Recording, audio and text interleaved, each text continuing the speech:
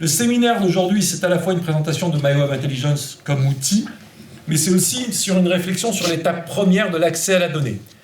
Avec Franck Cormerin, on avait écrit un article sur les différentes épreuves du data analyst et du chercheur en humanité digitale.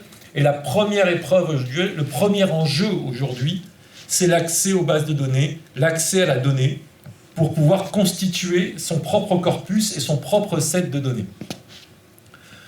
La première façon d'accéder aux données, c'est la méthodologie classique en informatique, c'est de pouvoir accéder au serveur lui-même, d'être dans un réseau local, d'être dans une entreprise, de se connecter à la base de données. Il y a plein de façons de se connecter à une base de données en informatique, de faire des requêtes SQL. Donc, une des compétences à maîtriser pour le chercheur en humanité digitale et le data analyst, c'est le langage SQL. Parce que quand il est dans un environnement local, c'est le langage universel pour se constituer ces sets de données. Bon, ça je mets ça de côté parce que ça ne nous intéresse pas trop, c'est assez classique. Connecteur de base de données, ODBC, langage SQL, c'est le premier gros investissement pour le data analyst. Deuxième investissement, ça va être la grosse explosion des API.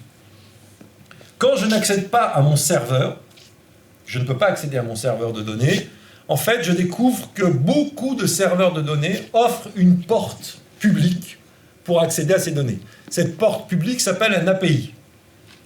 Et aujourd'hui, un API, c'est un langage qui passe par le web et qui permet d'envoyer une requête précise à une base de données qui est intermédiée par un serveur web. Ce serveur web va en local aller chercher dans la base de données les informations et renvoyer un script qui est le résultat de votre requête de base de données. Il y a deux sortes de renvois, c'est l'XML et le JSON. Il y en a d'autres, mais les deux plus importants, c'est le JSON et l'XML. Deux petits langages de script, d'architecture de données plutôt, à connaître, qui sont assez simples à connaître en général. L'API, c'est aussi simple à connaître, c'est des requêtages en GET, c'est-à-dire des requêtages web en HTTP, etc. Vous envoyez à un serveur web une question, lui, il se charge d'accéder à la base de données locale, propriétaire, de récupérer les réponses et de vous les renvoyer sous un format script. C'est un format universel qui a beaucoup de succès. Pourquoi ? C'est un format universel qui a beaucoup de succès. Pourquoi ? Parce que ça permet de rendre public, de rendre accessible publiquement une base de données, tout en sécurisant sa base de données par l'intermédiaire d'une porte qui est extrêmement restreinte, extrêmement fermée. Le gros de l'humanité digitale et le gros de la data analyse aujourd'hui, c'est l'accès à l'open data, qu'il soit en propriété privée ou en propriété publique, qu'il soit payant ou qu'il soit gratuit, parce qu'open data ne veut pas dire free data. Ça, c'est une remarque qu'on m'avait fait, que j'ai récupérée. Il ne faut pas confondre open avec free. Il ne faut pas confondre open avec public. Open data, c'est accessible. Open, c'est il y a une ouverture, au sens vraiment simple du terme, qui est souvent un API, et on peut récupérer, faire des requêtes précises. L'open data de base, c'est j'ai déposé des données dans un serveur et vous téléchargez le fichier. Ça, c'est le niveau primitif. Ça, on n'a pas besoin de serveur particulier ni de technologie particulière pour déposer ces données et les récupérer. Donc l'open data de base, c'est je récupère les CSV, je récupère les fichiers Excel, ODBT, etc., que j'ai déposés sur un serveur de fichiers. L'open data un peu plus évolué, c'est ma base de données qui est en général très grosse, très volumineuse, que je ne peux pas déposer en fichier. Elle est accessible par l'API. Je vous invite, vous qui avez appris le script et qui avez des outils pour attaquer une API, à faire vos requêtes et récupérer le set qui vous intéresse. Ça, c'est quand on commence à rentrer dans des univers de grosses données. On ne peut pas déposer un fichier d'une énorme base de données, donc on vous ouvre un API. Ça, c'est le deuxième investissement, avoir une méthodologie pour attaquer un API. Soit on programme en Python, et là on a des petits plugs qui permettent d'attaquer une API et de récupérer les données. Soit, moi je programme en RStudio, parce que c'est plus simple, moi je suis nullissime en informatique. Vraiment, non, vraiment très très mauvais. Je ne suis pas informaticien, je ne sais même pas créer une boucle qui tourne. Mais avec RStudio, il est très facile de récupérer un plugin qui va vous demander votre login, votre identifiant, votre mot de passe, l'adresse de l'API, et vous récupérez le fichier JSON. Et vous n'avez même pas besoin de lire le JSON parce que vous avez un autre plugin qui va lire le JSON et qui va le reformater en base de données classique. Voilà. Et moi, je suis au degré Excel au niveau informatique. Donc, je requête la bonne adresse. Bon, il faut lire. Chaque base de données va avoir sa propre structure de données, sa propre nomenclature. Donc, il y a un apprentissage. Si je vais attaquer telle base de données, il va falloir que j'apprenne sa structure de données, qu'est-ce qu'il m'offre, son système de requêtage. Et voilà, Mais ensuite, une fois que j'ai fait ça, c'est de la simple doc, et ben, j'utilise mon RStudio, j'attaque, je récupère le JSON et je le restructure en base de données. Et après, je commence à faire mes manips. Et la troisième méthode, ça c'était la grosse révolution de la data analyse, de l'API. La troisième méthode, c'est le scrapping. C'est-à-dire, je vais me balader sur des pages web et je vais récupérer les données qui sont sur ces pages. C'est-à-dire, je vais simuler la navigation d'un être humain. Et quelque part, MyWeb fait partie de la famille des scrappers. Ça veut dire qu'il va chercher une page, il la récupère telle qu'elle, c'est une simple page HTML qu'il récupère, et dedans, il va chercher des données précises qu'il trouve importantes. Donc c'est un scrapper. Il existe plein de scrappers. Vous pouvez avoir des scrappers que vous mettez dans votre navigateur et que vous manipulez à la main. Scrapper, c'est souvent la méthode utilisée quand on est dans des systèmes de données extrêmement hétérogènes et extrêmement éparses, comme le web. Quand on n'attaque pas une base de données structurée. Donc, à titre d'exemple, si je veux analyser les tweets, bah, je vais parler à Twitter. C'est une entreprise. Et elle a une base de données structurée. Donc là, je ne vais pas scraper des tweets. Je vais passer par l'API de Twitter, qui lui m'offre des données extrêmement précises, qui sont même parfois pas présentées sur son interface. Il y a des données de Twitter open qui ne sont pas présentes sur l'interface que vous voyez. Et je vais attaquer son API et récupérer les tweets qui m'intéressent, etc., etc. Il y a une version gratuite, il y a une version payante, et patati et patata. Vous voyez, quand on attaque un seul fournisseur de données, souvent il faut passer par son API. C'est la méthode la plus simple. On n'abordera pas ce sujet cette année dans le séminaire, mais à partir de l'année prochaine, on expérimentera toutes sortes d'API sur les grandes plateformes, et on apprendra à aller chercher des données sur l'API. Troisième élément, le scrapper, et MyWeb Intelligence est un scrapper. Toujours, à titre d'introduction, MyWeb Intelligence, c'est évidemment pas le seul scrapper du web. Il y a beaucoup de scrappers du web qui se proposent. En France, on a un scrapper du web qui est très connu, qui s'appelle Hive, qui est développé par le Media Lab de Sciences Po. On en a parlé la séance dernière. C'est un gros serveur, il faut être en capacité de l'installer sur un serveur. Nous, on a voulu faire un micro-scrapper, très facile à installer, très rapide, et c'est la démonstration d'aujourd'hui. Vous montrer qu'il peut s'installer en 5 lignes de commande, qui prend très très peu de poids sur votre ordinateur, et qui fait le job. Qui fait un job minimal, mais qui fait le job essentiel quand on essaye d'analyser le web. Donc, comme la plupart des scrappers, MyWeb Intelligence va fonctionner d'abord à partir d'Oracle. Premier concept à retenir, c'est que les portes d'entrée de l'analyse du web sont des portes d'entrée qui sont détenues par des grandes archives. On pense évidemment aux moteurs de recherche, comme Google, Bing, etc., etc., mais pas que. On a des social media bookmarkers, ça veut dire quand vous regardez en favori, par exemple, dans un service de favoris en ligne, et ben, ce favori, lui, il peut vous offrir une API pour dire voilà tout ce que les gens ont utilisé en favori.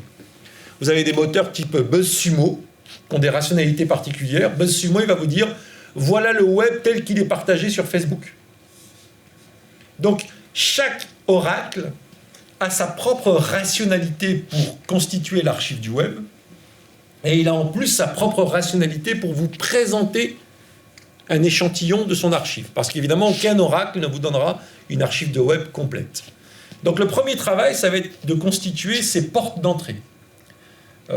Juste petit exemple, j'ai traîné sur Isidore cette semaine. Isidore a énormément amélioré son API. Isidore, c'est le moteur de recherche de toute la recherche en sciences humaines et sociales francophone. Donc si votre sujet, c'est la recherche en sciences humaines et sociales, qu'est-ce qui se dit, l'épistémologie, etc. Vous allez tomber sur Isidore, et Isidore, c'est super parce qu'il a une API. Alors, l'API, il n'y a rien de mieux. On ne passe plus par le scrapping, on passe par l'API, et là, on récupère les URL avec du requêtage très précis. Si vous cherchez uniquement ce qui se passe sur Twitter, ou ce qui a été partagé sur Facebook, vous passez par BuzzSumo. Donc, pourquoi je vous parle de ça? Parce que les oracles d'entrée, il y en a beaucoup. Une des premières stratégies, si vous voulez avoir une approche exhaustive, c'est de multiplier les oracles. Ça veut dire d'utiliser plusieurs oracles qui répondent à votre requête, et comme ça, d'aller chercher les rationalités. On n'en a pas fini de réfléchir à la rationalité de Google, par exemple. Quand vous tapez une requête type gilet jaune, on est en train de faire ça avec les étudiants, au début, il ne vous présente que 105 URL. Alors qu'il a... Bon. Alors quand on commence à cerner mois par mois, chaque mois, il nous présente 105 URL. 130, 140. Donc c'est bizarre. En 12 mois, il a déjà 1200 URL. Et quand on commence à lui demander chaque jour, gilet jaune tous les jours, il nous propose 17 000 URL. Donc vous voyez, il a une rationalité qui lui est propre. Si on le fait en mode anonyme, il ne nous présente pas les mêmes URL qu'en mode précis. Donc il y a toute une astuce, toute une intelligence pour aller chercher les portes d'entrée. Les portes d'entrée d'un corpus à un moment donné. BuzzSumo va mettre en avant, par exemple, les URL qui ont eu le plus de popularité sur les réseaux sociaux. Et il va vous présenter aussi 5000, 6000 URL, mais ce seront que des URL qui ont eu énormément de succès sur les réseaux sociaux, donc des URL populaires.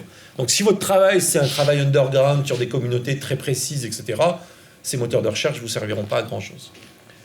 Si vous voulez plutôt travailler sur des URL qualitatifs autour de la recherche, vous avez des moteurs de recherche plus spécialisés. Donc, premier élément, on constitue sa liste d'URL. Là, on vient de travailler... l'article qu'on avait fait avec Franck sur Juan Branco, on avait eu 1200 URL de départ. C'était une petite controverse qui avait duré 3 mois. Voilà, c'est 1200 URL sur une controverse de 3-4 mois. On a beaucoup de têtes d'entrée. On avait travaillé sur les humanités digitales avec Olivier. Là, on avait démarré avec 3-4 000 URL. C'est aussi une bonne entrée sur 3-4 ans. Les gilets jaunes, là, on démarre avec 17 000 URL sur 12 mois. Donc, ce sont des portes d'entrée. Des portes d'entrée dans le réseau gris, pas dans le réseau noir, parce qu'on ne peut pas y accéder, c'est un réseau en général filtré par mot de passe. Mais dans le web apparent, on va pouvoir rentrer de là et crawler pour essayer d'avoir un web un peu plus profond. Il y a 3 couches de web pour faire vite. Il y a le web public, tel qu'il vous est présenté par un intermédiaire. Et donc, il y a plein de sortes d'intermédiaires, on vient d'en parler. Il y a le web gris, qui pour plein de raisons n'apparaît rarement par les intermédiaires, ce que Google ne veut pas vous présenter. Il trouve que ce n'est pas bon, que ce n'est pas pertinent. N'oubliez pas que la rationalité de Google, c'est la rationalité limitée. Il sait que vous lui offrez très peu de temps, que vous voulez une réponse rapide. Donc, tout son algorithme, il est basé sur vous répondre le plus rapidement possible quelque chose qui est commun en quelques centaines d'URL, sachant que vous ne dépasserez pas 60 URL. Donc prenez bien en compte quand vous récoltez vos URL, que cette liste d'URL est médiatisée par un tiers qui a sa propre rationalité. Et que chaque tiers a sa propre rationalité. Et qu'en fonction des oracles que vous allez utiliser, vous allez créer un biais d'éclairage sur le réseau que vous voulez étudier. Parce qu'ensuite, c'est vrai, on va faire du crawl, on va en reparler tout à l'heure, mais n'empêche que la façon dont vous avez démarré votre crawl va donner un angle et risque de survaloriser un corpus plutôt qu'un autre. Le travail le plus idéal, c'est de demander une granularité très fine, une très grande quantité à plusieurs moteurs de recherche. Parce que le crawler, ensuite, lui, il ne s'épuise pas, c'est une machine, il ne se fatigue pas. Vous pouvez lui rentrer 100 000 pages d'entrée, c'est pas grave. Il ira. Mais au moins, l'intérêt d'avoir plusieurs entrées, c'est que vous faites une soupe dans le saladier de plusieurs rationalités différentes, et cette soupe de saladier dans plusieurs rationalités différentes va casser un peu le biais de dépendance que vous auriez par rapport à un oracle particulier. Ça, c'est une petite astuce si votre objectif est d'avoir un peu d'exhaustivité. Après, vous voulez peut-être choisir un oracle particulier parce que son angle d'attaque, je vous donnais l'exemple d'Isidore tout à l'heure, son angle d'attaque vous intéresse. Isidore va faire un travail qualitatif dans son corpus et il ne va aller chercher que des sources qui sont officiellement des sources de production de connaissances et de savoir en sciences humaines et sociales. Et donc, il a un biais et ce biais vous intéresse. Ça peut être intéressant. Ou bien vous voulez que les pages qui ont eu beaucoup de succès sur les réseaux sociaux, les pages populaires. BuzzSumo est un excellent moteur pour ça. Si vous voulez ce qui s'est dit, la crème de ce qui s'est dit sur les réseaux sociaux, BuzzSumo est beaucoup plus intéressant que Google. Alors, l'installation de MyWeb Intelligence, d'abord, nécessite des prérequis. Donc, vous allez avoir besoin d'installer 4 éléments qui, normalement, pour ceux qui ont déjà installé des logiciels open source, oui. Vous parliez de 3 niveaux de Oui, web. le niveau public. Après le gris. Après le gris, il y a le noir, c'est-à-dire celui auquel on accède uniquement par les logins et mots de passe. Vous ne faites pas Voilà. référence à tout ce qui est Tor, etc. Si, un peu, il y a ça aussi, mais c'est une façon d'interdire. On peut y aller via un Tor et récupérer si on a les logins et les mots de passe. Non, pas pour l'instant. D'accord. Pas pour l'instant. Mais c'est une piste intéressante à ouvrir. C'est l'adressage et l'URL de Tor. Parce qu'il suffirait ensuite, si on peut simuler un client Tor très rapidement, lui donner des URL qui sont interprétables par Tor, et ensuite il récupère après ça reste une page de contenu, il y a des URL Tor dedans, et donc il est parti. Donc ce ne serait pas un gros développement de lui donner une option, un client Tor. Parce que Python a déjà un plugin qui fait client Tor. Donc ce ne serait pas une grosse option. Et ce serait quelques lignes de développement à peine pour lui dire je veux que tu te comportes, que tes requêtages ils sont filtrés par Tor. Et donc je veux que tu te comportes comme un navigateur Tor plutôt qu'un navigateur normal. Et là on se baladerait. Non, le noir, c'est pas le crypté. Le noir, c'est ce à quoi vous ne pouvez accéder que si vous avez un compte et un login et un mot de passe. Et c'est ces 3 niveaux. Parce que le fait que ça soit crypté, une fois que je lance mon navigateur Tor, j'accède à du blanc, quoi. Le moteur de recherche qui sont dans Tor vont me donner du blanc et du gris. Donc 4 environnements. Python, alors on a découvert il n'y a pas longtemps grâce à un étudiant que Python vient de passer à 3.8 et que notre MyWeb n'est pas encore updaté pour 3.8, ça ne devrait pas tarder. Donc Python installé le 3.74 qui était juste le dernier avant 3.8. Pip, ça vous permet d'importer un logiciel open source et surtout de maintenir sa mise à jour parce qu'après par une simple ligne de commande vous allez pouvoir récupérer la mise à jour. Pareil pour Git. Git, ça va vous permettre d'utiliser le versionning du logiciel. Et VirtualEnv, ça on a fait ce petit élément en plus, c'est qu'on utilise un environnement virtuel quand on utilise MyWeb. Ça veut dire que dans votre ordinateur, en fait, on va enfermer notre installation dans une coquille, et tout ce qui va se passer dans l'ordinateur va être enfermé dans cette coquille, elle ne va pas communiquer avec le reste. Ça, c'est pas utile pour l'instant, mais pour plus tard, quand on va commencer à s'interconnecter à des API, etc., on veut enfermer en fait tout le processus dans un œuf d'une machine virtuelle. Et c'est beaucoup plus simple en fait parce qu'on maîtrise cette machine virtuelle, on maîtrise les interactions qu'il y a dans cette machine virtuelle. Et enfin, comme MyWeb Intelligence est installé avec SQLite, c'est une petite base de données de base, le logiciel qui s'appelle DB Browser for SQLite est un petit logiciel qui permet de fouiller votre base de données pendant qu'elle se construit. Et donc voilà, comme on a fait un développement très léger, c'est les 4 prérequis que vous devez avoir installés pour pouvoir installer MyWeb Intelligence et pour pouvoir regarder la base de données quand elle va se constituer. Alors, on a fait le test au moins 60-70 fois, là, avec 70 machines différentes, 70 étudiants différents, et que ce soit Windows ou Mac, il n'y a pas eu de problème. Je n'ai pas de souvenir de problème particulier. Lequel ? C'était quoi les problèmes ? C'était avant qu'il fallait installer tout ça. Ah oui, bien sûr. Vous étiez la première mouture d'expérience. C'est que, évidemment, quand on bosse sur un projet, la fois où on l'a installé, le logiciel, c'était il y a très longtemps. On a réinstallé le logiciel, mais on a oublié qu'on avait installé des prérequis avant. On a oublié qu'à l'époque, on avait dû installer les prérequis. Donc c'est pour ça que je fais ce slide. Ce slide, c'est minimum ces prérequis avant de démarrer. Et depuis que je fais installer d'abord les prérequis, l'installation maintenant se fait avec une vitesse. L'enjeu aussi de MyWeb, c'est de faire un outil léger, rapide, facile à installer. Deuxième élément, donc, comment on installe MyWeb ? C'est très simple, c'est une seule ligne de commande. C'est le Git. On va faire un clone de MyWeb, on va écrire dans son terminal cette ligne de commande, git clone, MyWeb Intelligence, Elle est en ligne dans GitHub, donc je vous montrerai tout à l'heure la page de GitHub où toutes ces lignes de commande sont mémorisées. Vous rentrez cette ligne, ça installe dans le répertoire où vous êtes une version de MyWeb Intelligence. le gros avantage de Git, c'est qu'à chaque fois que nous, on va faire une mise à jour, vous ferez un git pull, une fonction qui s'appelle git pull, dans le répertoire où vous êtes, et c'est totalement transparent, votre mise à jour est faite. Donc, première ligne de commande à apprendre, git clone. Git clone, clone-moi le répertoire qui est sur le site GitHub et fais-moi une version déposée. Comme ça, vous ne vous posez pas de questions. Si nous, on améliore progressivement le logiciel, ce qui va arriver dans pas longtemps, eh ben, vous aurez une annonce. Si vous suivez un peu l'actualité de MyWeb, vous aurez une annonce. Ou même de temps en temps, hein, n'hésitez pas à faire un git pull. Et vous allez voir, vous allez avoir une interface qui va apparaître sur votre terminal et qui va vous dire ce fichier a été changé, ce fichier a été changé, ce fichier a été changé. Et donc, ça vous maintiendra à jour. Donc, dans le répertoire où vous êtes, va être créé un répertoire qui s'appelle MyWeb Intelligence Python. Il faudra travailler dans ce répertoire. C'est dans ce répertoire qu'il y a le logiciel. D'accord ? Il y a votre répertoire à vous, où vous avez installé, mais le logiciel, il est dans un répertoire particulier qui s'appelle MyWeb Intelligence Python. Et pour déclencher le logiciel, il faut nécessairement déclencher une machine virtuelle, un environnement virtuel.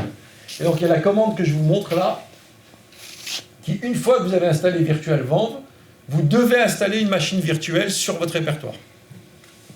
VirtualVenv, c'est le logiciel qui permet de créer des machines virtuelles. On est d'accord avec le concept de machine virtuelle, c'est un clone, un simulacre de votre machine. Mais dans votre projet à vous d'aujourd'hui, vous n'avez pas encore créé une machine virtuelle pour votre projet. Et la commande que je vous montre ici, VirtualVenv, c'est de créer la machine virtuelle qu'on va appeler Venv grâce à VirtualVenv. Ça va rajouter un répertoire, Venv, on aurait pu l'appeler différemment, hein, mais ça va rajouter un répertoire qui est votre machine virtuelle. Et donc ensuite, à chaque fois que vous voudrez travailler, il faudra activer votre machine virtuelle. Et vous verrez que votre terminal précédera les lignes de commande par le nom de votre machine virtuelle entre parenthèses. Évidemment, je vais vous faire une démonstration tout à l'heure, mais il faut d'abord comprendre la logique. Il faut créer pour son projet de recherche une machine virtuelle qui est propre à ce projet, et ensuite il faut réveiller la machine virtuelle, il faut l'allumer, ce qu'on appelle activer. Et à chaque fois qu'on va vouloir bosser, les installations, on les aura fait une fois pour toutes, il faudra démarrer par activer sa machine virtuelle pour travailler dans l'environnement virtuel. Ensuite, MyWeb Intelligence, comme tous les logiciels open source, dépendent de plein d'autres logiciels, une suite de logiciels, et pas n'importe quel logiciel, des logiciels selon une certaine version. Donc il y a un fichier dans le répertoire de MyWeb Intelligence qui s'appelle requirement.txt. Ce fichier est très important parce que dedans, il y a tous les logiciels dont dépend MyWeb Intelligence, et quand il va y avoir des nouvelles versions de MyWeb Intelligence, eh ben on va sûrement dépendre de nouveaux logiciels, voire de logiciels qui se sont updatés eux-mêmes. Donc grâce à ce fichier actualisé, quand vous installerez ou vous ferez des mises à jour, eh ben, il pourra aller chercher aussi les nouveaux logiciels dont on dépend. Donc ce fichier requirement.txt, à ne pas supprimer, à ne jamais enlever, très très important, parce que MyWeb Intelligence va évoluer, mais les fichiers dont il dépend vont évoluer. Et il sera compatible qu'avec une certaine version de certains fichiers. Donc c'est un arbre de dépendance entre les différents logiciels qu'utilise MyWeb Intelligence. C'est pour ça que MyWeb Intelligence est très léger, parce qu'en fait, il est juste une petite couche dans un écosystème de logiciels. Et ça, c'est la logique de tous les logiciels aujourd'hui, open source, c'est qu'ils sont... En fait, on ne réinvente pas la roue. À chaque fois qu'une fonctionnalité a été créée, on choisit la meilleure occurrence de cette fonctionnalité et on la récupère dans son propre projet logiciel. Donc, ce fichier requirement.txt, vous avez un pip install, il va lire ce fichier, il va prendre la liste, il va prendre les versions de ces applications et il va les installer automatiquement dans MyWeb. Et ensuite, il y a la création de la base de données, qui est une base de données SQLite. C'est la plus légère et c'est surtout celle qui est intégrée dans Python. Donc, on n'a pas besoin d'installer une autre base de données. Alors, pour des projets en sciences humaines et sociales, ça suffit. Si un jour on veut travailler dans vraiment le big data, etc., il faudra un projet d'autre envergure. La première version de MyWeb Intelligence travaillait avec des serveurs MongoDB, etc., mais on avait inventé un bombardier très lourd qui en fait ne nous servait pas. Aujourd'hui, avec un SQLite qui est natif dans Python, bah, vous faites juste une fonction Python DB et c'est parti. Il installe tout de suite une base de données qui est transparente. Base de données très importante parce qu'on va souvent travailler avec. Par exemple, avec DB Browser, on pourra les regarder à la main et faire du requêtage SQL dans cette base de données. Donc quand il y a des modifs, quand il y a des problèmes, quand il y a des bugs, et ben, plutôt que de chercher dans le code, ben, on nettoie la base de données à la main, quoi. Ce qui peut arriver souvent. Donc voilà, si on fait cette étape-là, ce qui est assez rapide, une fois pour toutes, votre MyWebIntelligence est installé. Donc moi, je n'ai pas installé MyWebIntelligence par projet. J'ai fait un répertoire quelque part MyWebIntelligence et j'y mets tous mes projets, en fait. Ça fragilise, hein, parce que quand je sauvegarde, par exemple, la base, je suis obligé de sauvegarder tous les projets en même temps. La rigueur voudrait que pour chaque projet que vous créez une instance de MyWebIntelligence, comme ça la base de données qui sera travaillée, elle sera uniquement liée à votre projet. Ce qui permet après tout simplement d'aller chercher ce fichier, de le sauvegarder sur un disque dur, sur un clé. Vous êtes sûr de ne pas le perdre. Voire de l'envoyer à quelqu'un. Vous avez fait du crawling, du nettoyage, etc. Vous avez un collègue qui veut bosser sur votre base de données. Vous prenez juste le mywi.db, c'est-à-dire la base de données, qui est un simple fichier. Vous l'envoyez à votre collègue. Il le met dans son MyWebIntelligence et il récupère tout votre travail. Donc ça, c'est un côté très pratique. Je vous montrerai tout à l'heure l'arborescence. Donc au bout d'un moment, on a un truc qui ressemble un peu à ça. J'ai quelque part normalement prévu. Poum, poum, poum. Voilà. Donc, moi j'ai créé un répertoire qui s'appelle MyWebPython. Dedans, j'ai installé le logiciel MyWebIntelligence, Python. Enfin, c'est pas moi, hein, c'est le guide qui l'a installé tout seul. Et j'ai installé un Vamp. Bon, j'ai installé après plein d'autres choses. Et voilà, grosso modo, MyWeb. Bon, ça devrait pas être là. Désolé, j'ai pas eu le temps de préparer pour la démo le répertoire. Mais grosso modo, tout le code... Ah, on voit pas. Pardon. Il faut que je sorte du plein écran de PowerPoint. Ah oui, je suis en train de vous parler. En fait, vous ne voyez pas ce que je suis en train de montrer. Voilà. Donc, je recommence. Moi, je me suis créé un répertoire qui s'appelle MyWebPython. Dedans, j'ai fait toute la procédure que je vous ai expliquée. Ça a installé un répertoire MyWebIntelligence Python, tout simplement. Donc, j'ai fait aussi la procédure Vamp. Et ici, il y a un truc qui s'appelle MyWi. C'est tout le script Python. Ça veut dire tout le codage qui a été développé par Jean pour faire fonctionner MyWebIntelligence. Si on veut modifier MyWeb, si on veut travailler sur MyWeb, le code est rassemblé dans un seul répertoire. Et deuxième élément ici, l'autre partie très importante, ça c'est votre machine virtuelle, et c'est data, dans lequel, alors à force de bosser, vous laissez traîner plein de choses, c'est pas bien. Dans lequel il y a deux choses, il y a la base de données, MyWebDB. Alors c'est elle qu'on va aller chercher avec DB Browser, je vais vous montrer tout à l'heure, et on peut regarder directement la base de données. Donc ça c'est très utile pour le nettoyage, pour les bugs, etc. Et il y a ici un répertoire qui s'appelle Land, parce qu'en fait, MyWebIntelligence garde une copie HTML de toutes les pages qu'il a crawlées. Ça crée un gros fichier, un gros répertoire, et vous avez une copie des pages. Parce que si les pages disparaissent, on a une copie HTML, qui est une copie pas parfaite, mais qui est une copie quand même des pages, parce que beaucoup de pages disparaissent en 2-3 mois. Moi, j'étais surpris au fur et à mesure de mes études de voir qu'en un an, on peut perdre 15 à 20% de son corpus, qui n'est plus accessible. Donc ça pose problème. Donc là, on aura une version HTML. Et puis plus tard, quand on va faire du recodage XML, quand on va commencer à rentrer des fonctions pour transformer une page HTML en autre chose, eh ben, on aura le code HTML. Et si la page a disparu, on pourra faire du recodage XML, du Blink Core et compagnie. Alors, pourquoi je vous présente aussi ce répertoire? Parce qu'il a tendance à grossir. Plus votre projet est énorme, plus il est gros. Et donc, parfois, il faudra le vider. Alors moi, ce que je fais, c'est que je fais une copie de ce répertoire ailleurs et je supprime les fichiers. Tant que j'en ai pas besoin, ils ne me servent à rien. Vous voyez, aujourd'hui, c'est une fonctionnalité qui n'a pas d'utilité pour l'instant parce qu'on n'est pas encore dans la conversion des XML. c'est une utilité pour l'avenir. Le problème, c'est qu'il a une tendance à alourdir. Donc on va rajouter une petite amélioration dans le prochain. On vous donnera une option de crawl qui s'appellera archivage, qui sera false par défaut. Ça veut dire que par défaut, on ne fera pas cet archivage. Et il faudra mettre true dans cette fonction pour forcer l'archivage.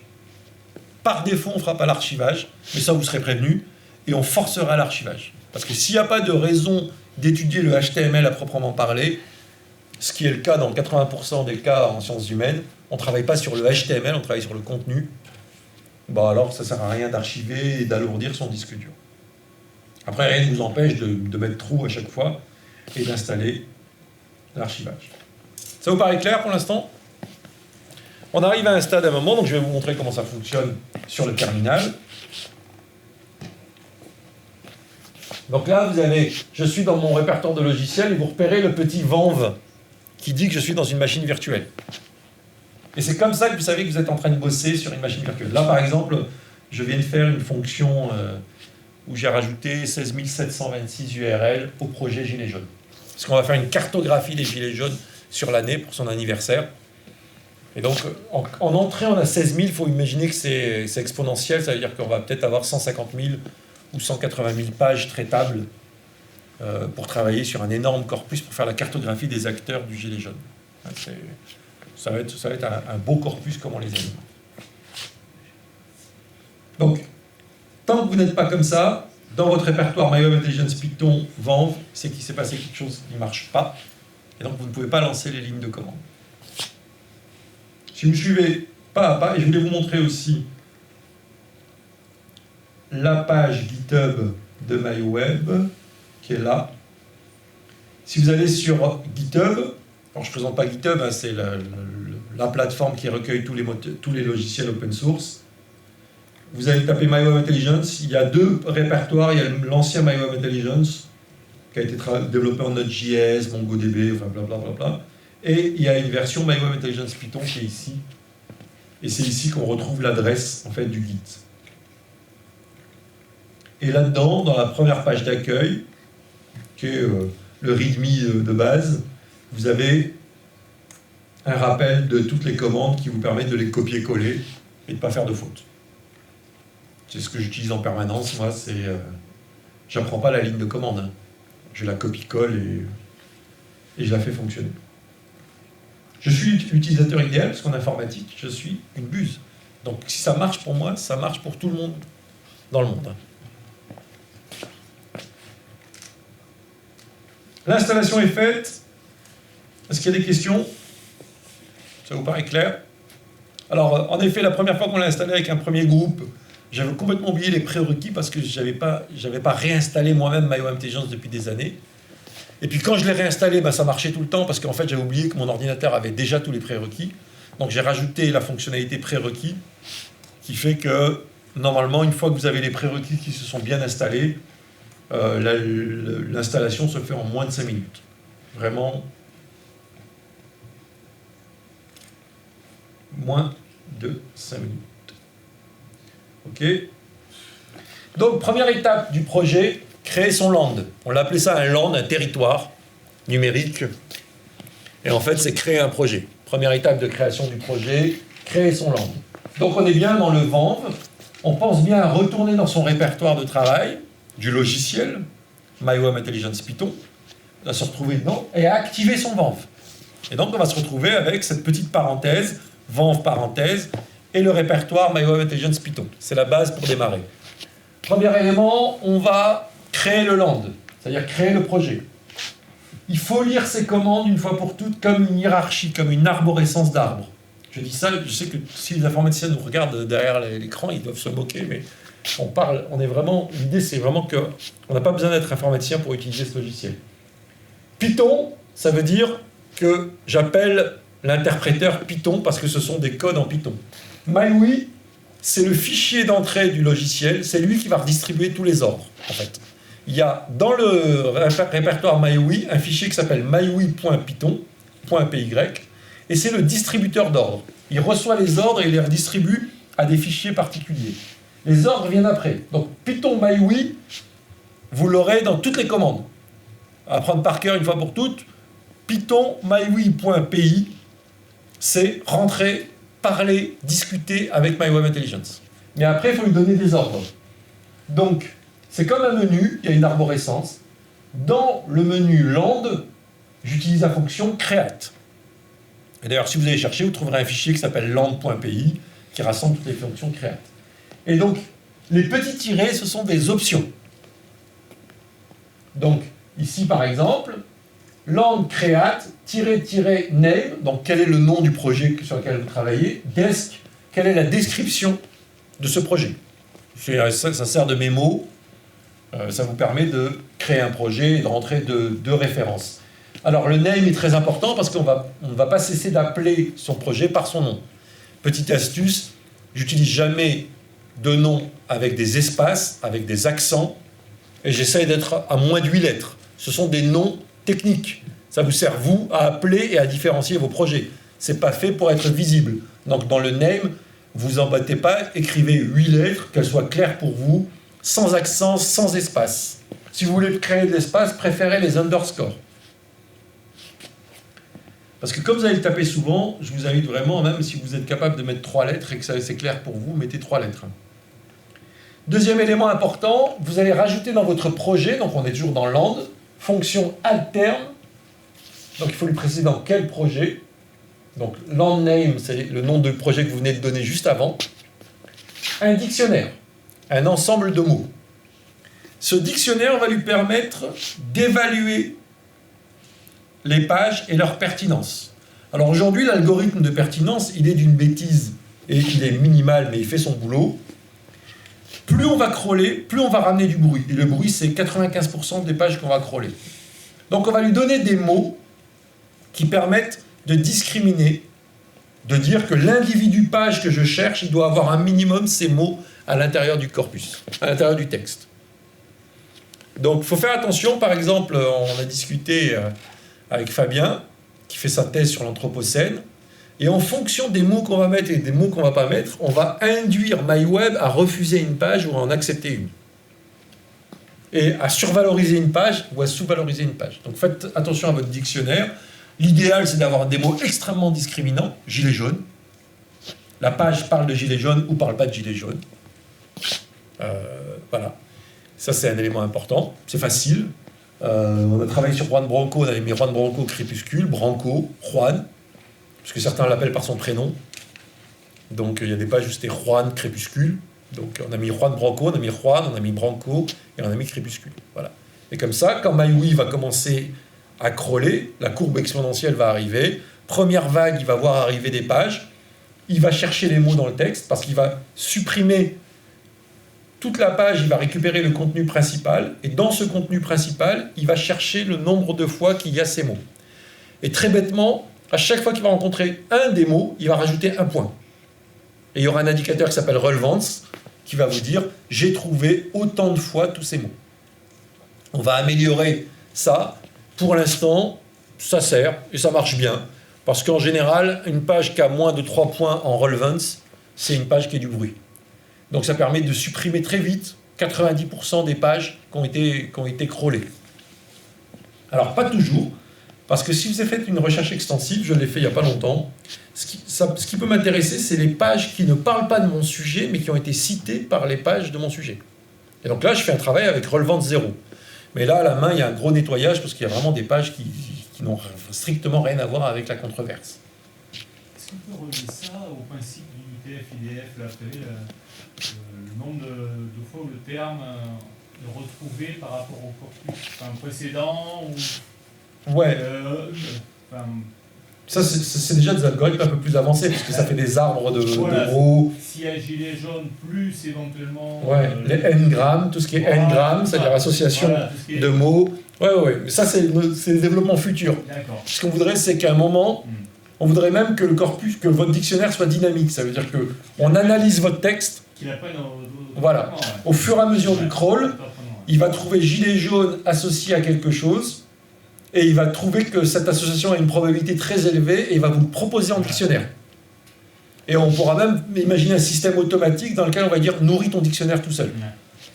Voilà. Là, oui. À ce propos du dictionnaire, est-ce qu'on peut mettre des dates, en fait, avec sur des mots, est-ce qu'on peut avoir des dates? Oui, parce que mais il va la considérer comme un mot. Si tu mets 18 Brumaire au 24 avril ou au 1er mai, il va considérer que c'est un mot, il va chercher le 1er mai. Mais un des développements futurs qui est intéressant, parce que là on est aussi pour débattre et pour discuter sur le futur, c'est l'apprentissage dynamique de son propre dictionnaire. Ça veut dire il arrive déjà les n-grammes. Ça c'est facile à développer. Ça c'est un des trucs, c'est vous mettez Anthropocène et il y a un mot particulier qui est systématiquement associé à Anthropocène, auquel vous n'avez pas pensé. C'est crise de l'Anthropocène par exemple. Ben, le mot crise, il est suffisamment fréquemment associé à Anthropocène pour considérer qu'il a un sens particulier dans votre controverse. Et donc MyWeb devrait pouvoir vous offrir une fonctionnalité qui va vous dire, voilà, il y a des mots associés avec une certaine pertinence aux mots que vous m'avez donnés.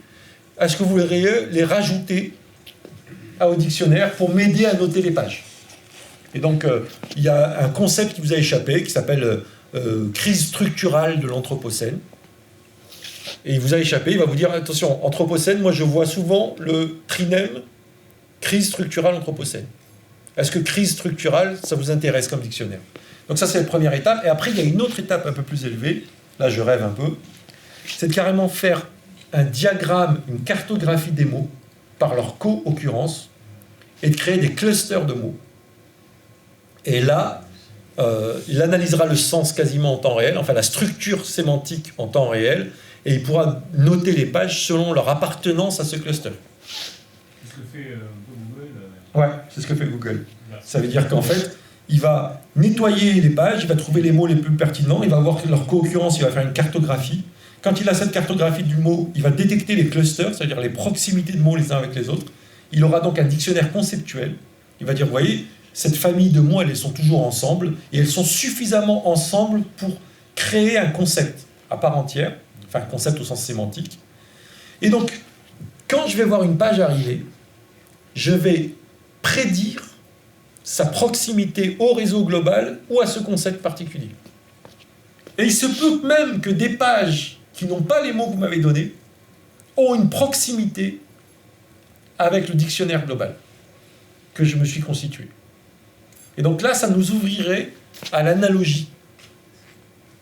C'est-à-dire que des pages qui n'ont aucun mot de ce que vous m'avez donné, mais qui, dans la structure de leur des mots discriminants, a une structure très très proche du dictionnaire global que j'ai constitué.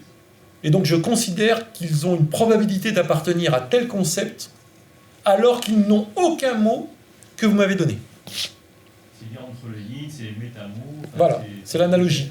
Tout simplement l'analogie, ça veut dire que le pont sémantique que vous m'avez donné ne marche pas, je ne pouvais pas le trouver, mais comme j'ai élargi mon analyse du texte, et que je connais un dictionnaire que je fabrique en temps réel, eh ben je peux faire une probabilité que cette page appartienne à vos recherches. Mais là, c'est un projet de recherche à part entière, donc on espère qu'on va pouvoir mener ça. C'est le dictionnaire. Aujourd'hui, on est premier noyau. S'il n'y a vraiment pas les mots, je vais garder la page. Elle sera dans votre base de données. Hein.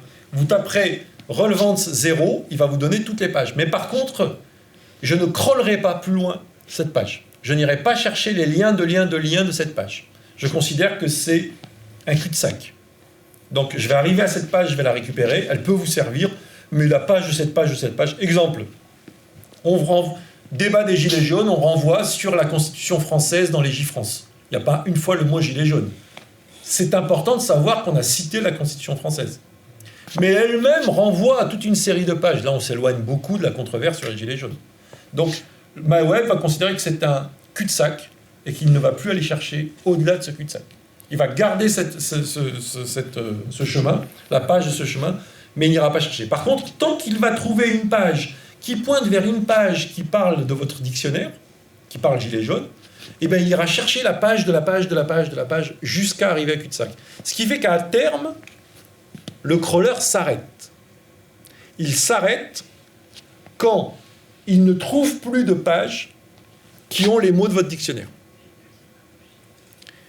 D'où le risque de faire un dictionnaire trop large, parce que par exemple Fabien au début voulait mettre une trentaine de mots. Le problème c'est que si tu mets le mot le, L-E, ben, le crawler ne s'arrête jamais. Donc il faut que ce soit des mots discriminants, suffisamment pour bien réfléchir, pour bien noter la page qu'il a reçue, mais qui soient très discriminants comme mots, qui permettent vraiment de ne pas confondre des phrases.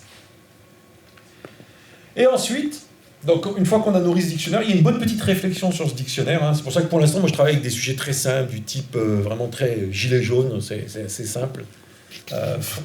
Fabien nous a challengé un petit peu en travaillant sur Anthropocène, mais en même temps crise industrielle, rupture. Donc il a fallu vraiment réfléchir au dictionnaire. C'était très intéressant, on a eu une longue discussion là-dessus. Et ça m'a permis d'affiner en fait ce que j'appelais un dictionnaire discriminant.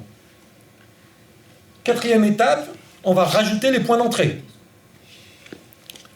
Très important, la liste d'URL de départ, parce que, on va récupérer déjà votre corpus, le corpus que vous connaissez déjà, mais ce qui est intéressant dans MyWeb, c'est de récupérer un corpus que vous ne connaissez pas.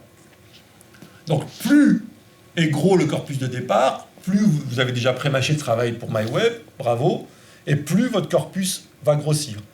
Pas d'inquiétude, parce que si ce sont des pages qui ne sont pas pertinentes, eh ben, il va s'arrêter au premier niveau. Par contre, ce qui est intéressant, c'est de faire attention aux biais. Les moteurs de recherche, les différents oracles ont vraiment une vision du monde très particulière. Donc, si vous ne faites pas attention à cette vision du monde, à cette construction du monde, eh ben, le crawler aura tendance à renforcer cette vision du monde. Je vous donne un exemple. J'ai tapé gilet jaune tout à l'heure dans Google. Google, il est là, c'est un acteur institutionnel majeur. Donc, il a un biais social très fort. Il va vous mettre en avant la presse nationale, la presse internationale, les grandes institutions, puis c'est tout. Du coup, vous allez avoir déjà un corpus qui est très biaisé sur un sujet comme les gilets jaunes. C'est-à-dire vous allez avoir, en gros, la parole d'État, quoi. La parole d'État et la parole des grands médias. Mais si vous crawlez à partir des liens, comme les liens sont des construits sociaux, bah vous allez construire sur des liens de gens qui ont une certaine homogénéité sociale et donc qui renverront vers des gens qui sont autorisés. Donc l'idée de multiplier les oracles qui ont des rationalités différentes et surtout de demander beaucoup d'entrées, c'est à un moment casser un peu, créer de la multirationalité parce que vous avez fait rentrer plusieurs projets en même temps. Exemple, nous on a dit, on va chercher tous les jours, on va forcer Google à nous sortir 150 URL de départ par jour et on va faire 17 000 URL. On avait 16 072. Ce qui fait qu'on force Google à aller chercher dans ses tripes les URL qu'il n'avait pas envie de nous présenter. Ça, c'est une première chose. Ensuite, on va utiliser BuzzSumo pour voir ce qui a beaucoup été partagé en viralité. Parce que ce qui est partagé par la population française sur Facebook n'a rien à voir avec ce que Google considérait être de la bonne information. Donc nous, on veut ce bruit. Justement, l'intérêt du gilet jaune, c'est une révolte. Et on veut la parole qui n'est pas instituée. Et donc la parole qui n'est pas instituée, un des biais, c'est qu'on va utiliser BuzzSumo qui va nous apporter les grands partages des choses qui ne sont pas institutionnelles, que Google cache. Et ça, c'est une sensibilité qu'il faut avoir, c'est un des objets de recherche. Nous sommes dépendants d'infomédiaires qui ont leur propre intérêt sociopolitique, si ce n'est des intérêts algorithmiques. C'est-à-dire qu'aujourd'hui, jusque-là, on disait oui, il y a des biais algorithmiques, il y a une façon de voir du monde, ça c'est Dominique Cardon et compagnie.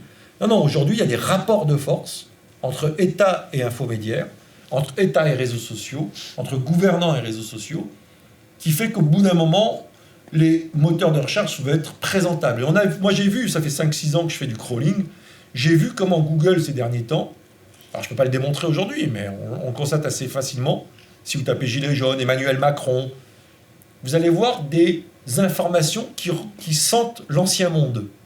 C'est-à-dire la presse nationale, la télévision, les institutions, et de moins en moins ce que je sais du web. C'est-à-dire 99% du web, c'est du web sauvage. C'est de la prise de parole sauvage. Et vous verrez que Google vous fait de moins en moins accéder. Il va considérer que c'est du bruit, que c'est pas pertinent, que c'est pas...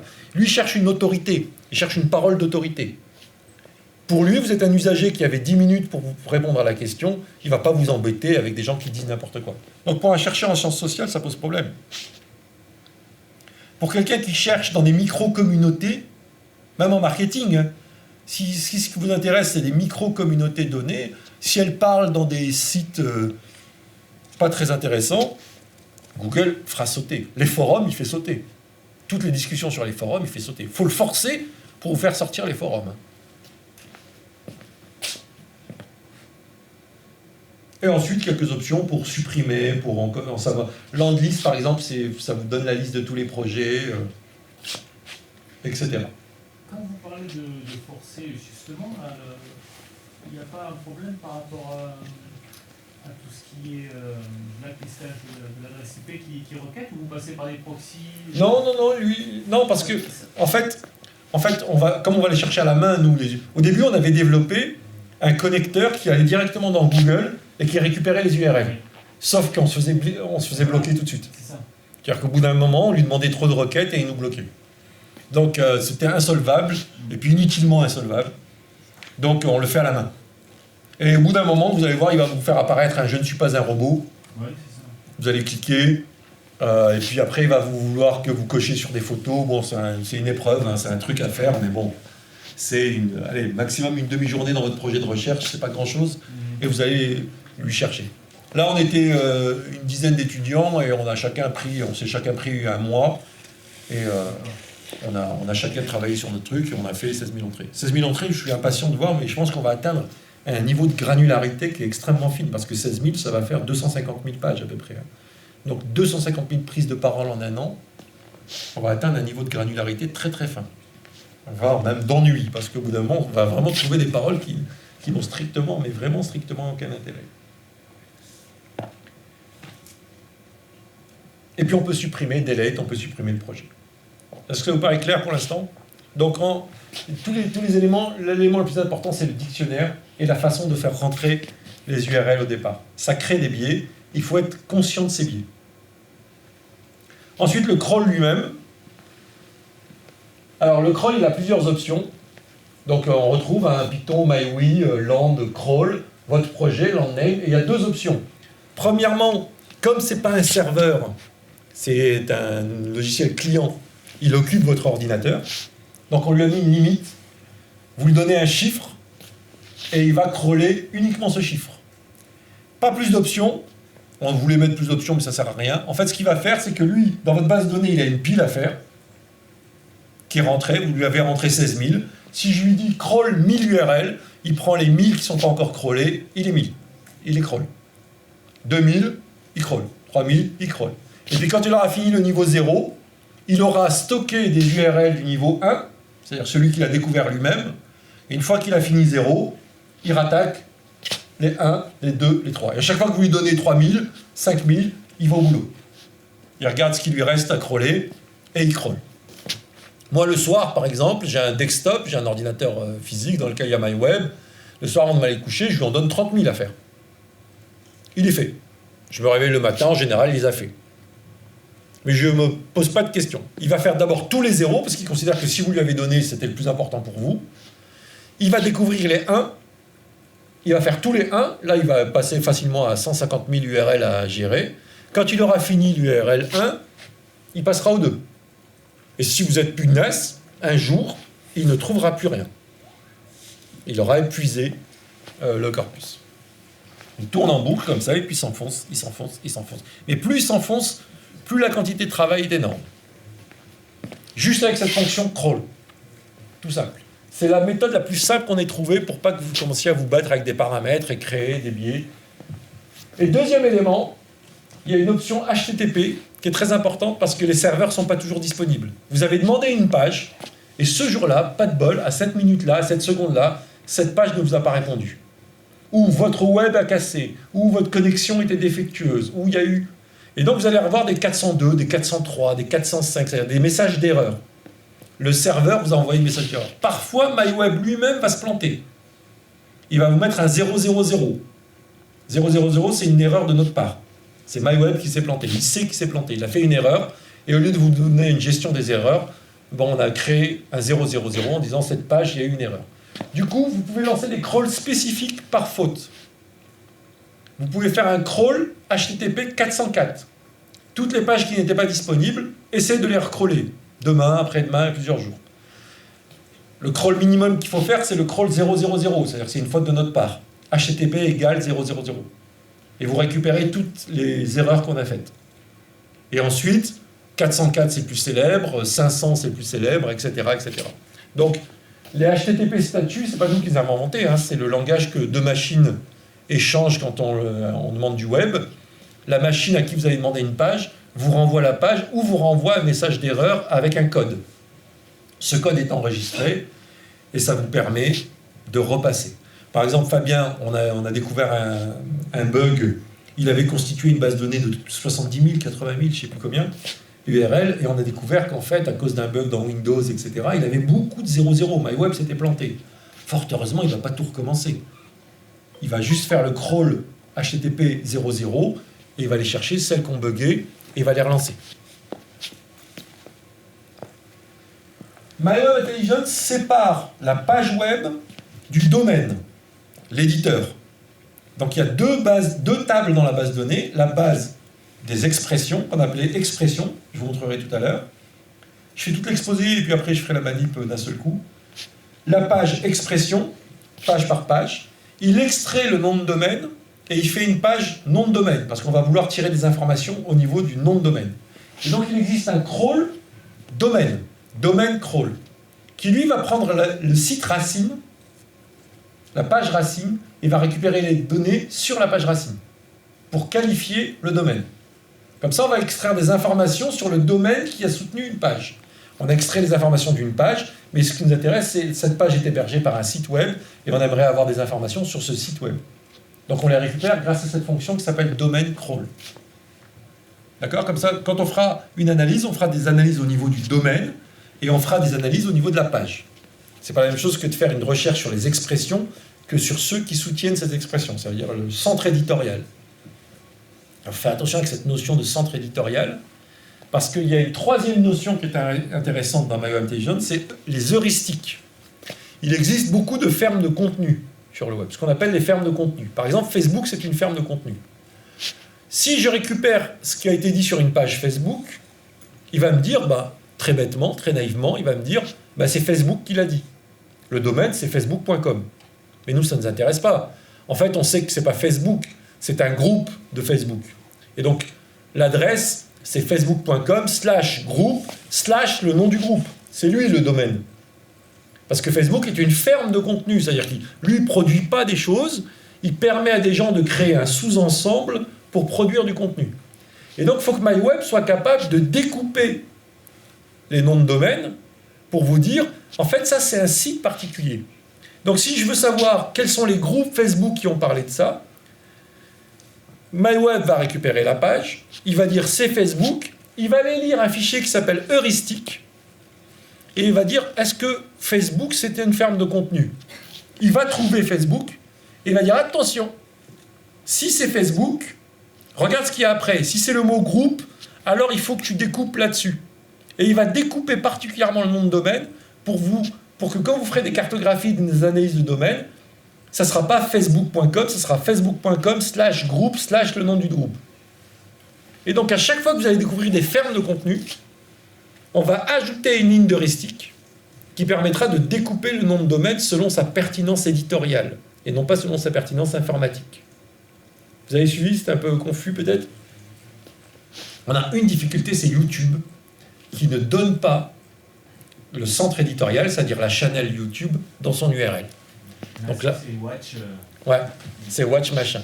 Et donc, il va falloir détecter YouTube et créer un crawling spécial dans YouTube pour aller chercher le nom de la page dans le machin et le refabriquer.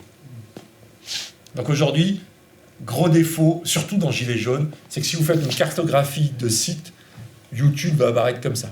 Et on ne saura pas les channels.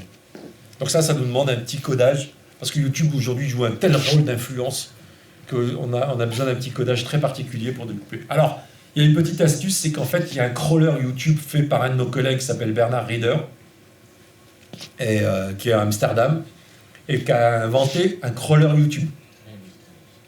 Et donc, il a fait le boulot pour nous.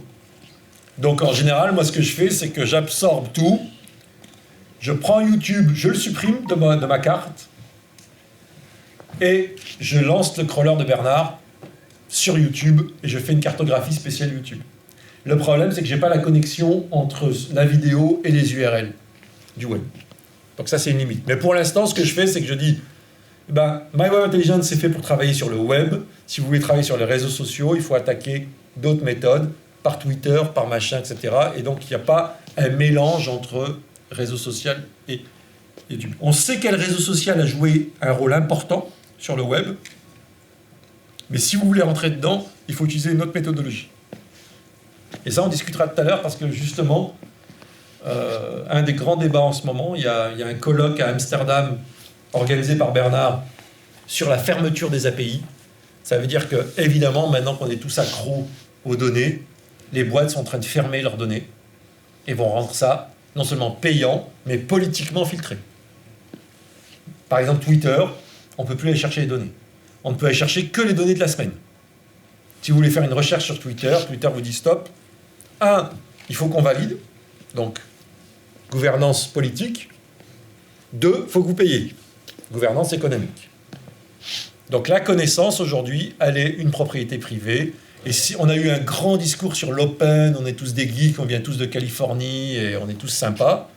Maintenant qu'on est tous verrouillés, le visage du BitNit open, jeté à la poubelle, tu sors ton chéquier et il faut avoir l'autorisation de ton État en plus.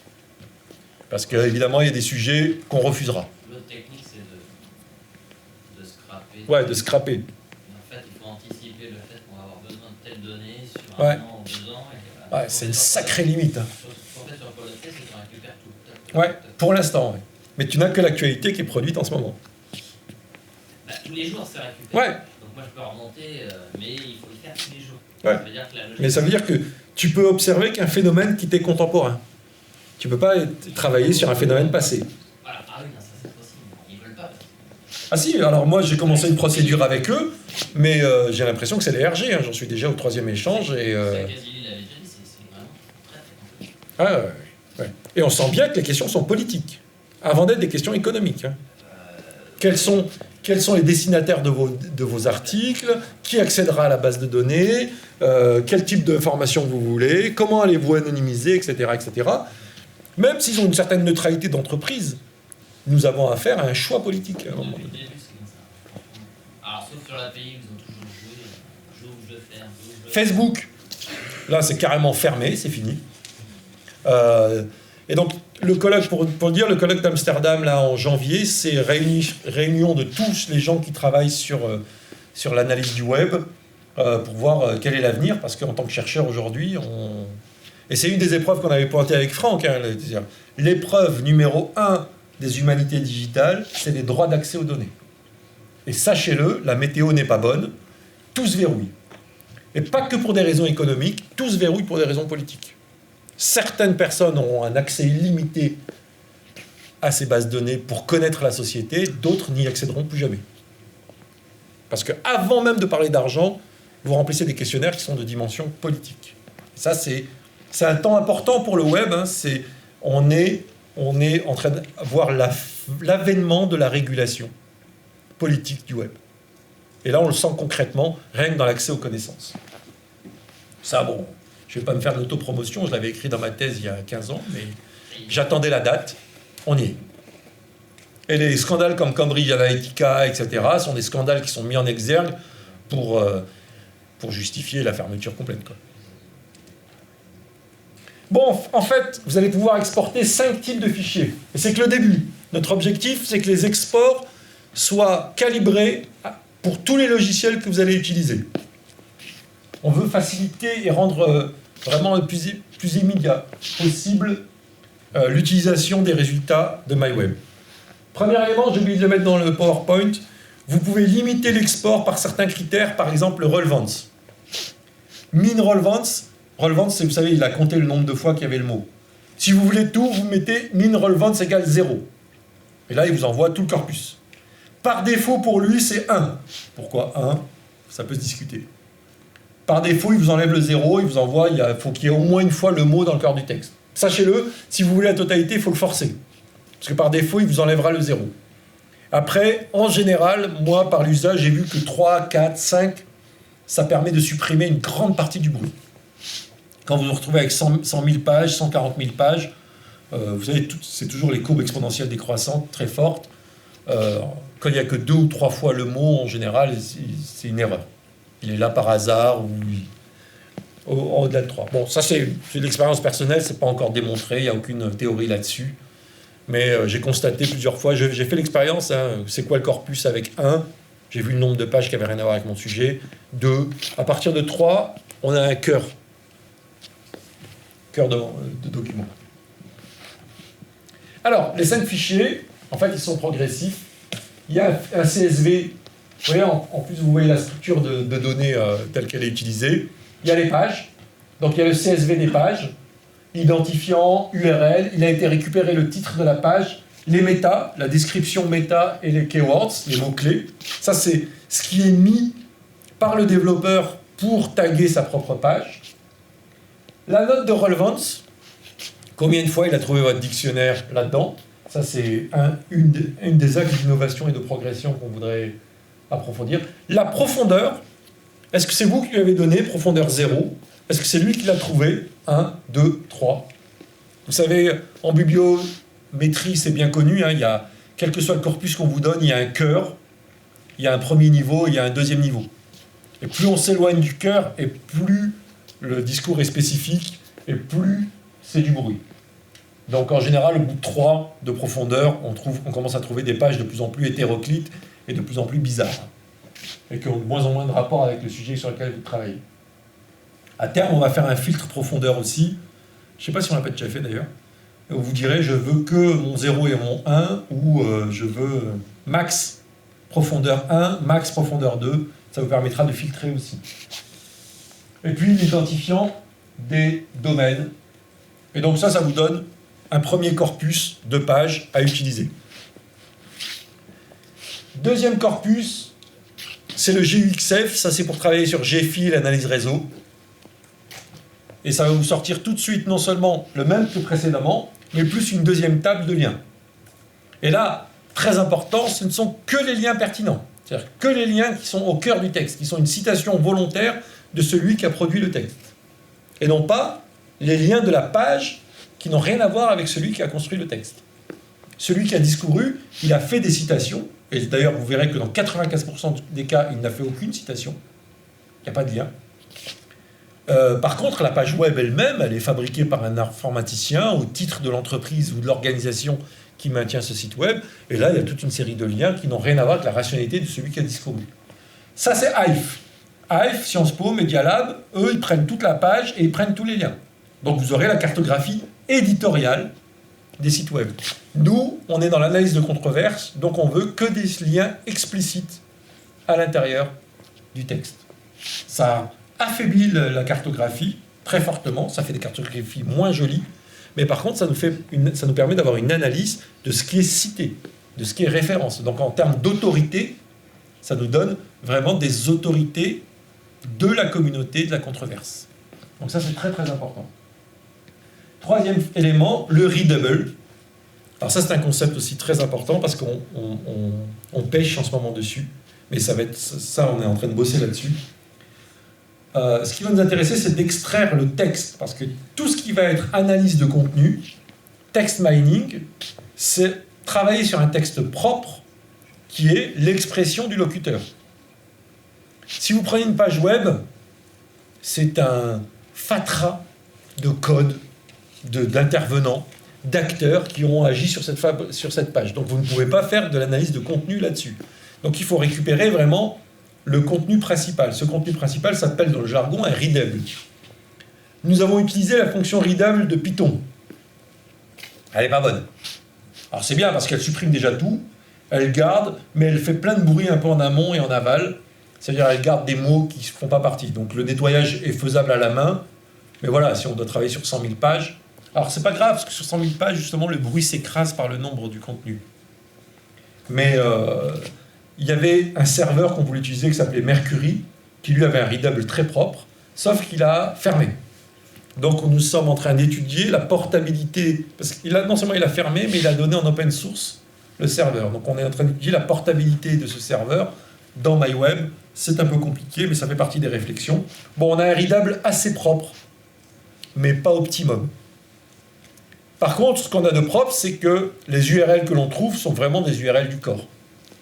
Mais pour du text mining et pour l'analyse de contenu automatique, il n'est pas encore assez propre, il demande un nettoyage. D'où l'arrivée, là on a commandé la prochaine phase du développement, c'est l'arrivée d'une interface manuelle qui vous permet de supprimer à la main et de faire de l'analyse de contenu et de la qualification humaine, qui va vous permettre de nettoyer, de préparer votre texte pour le travail de text mining. On aura une séance, je le rappelle, la 4 ou la 5, où on regardera les méthodologies d'analyse de contenu automatique. Et ça commence à devenir vraiment très intéressant, notamment avec les API de Google, d'Amazon, qui commencent à nous offrir de l'intelligence artificielle dans le traitement automatique du langage. Gratuit, pour l'instant.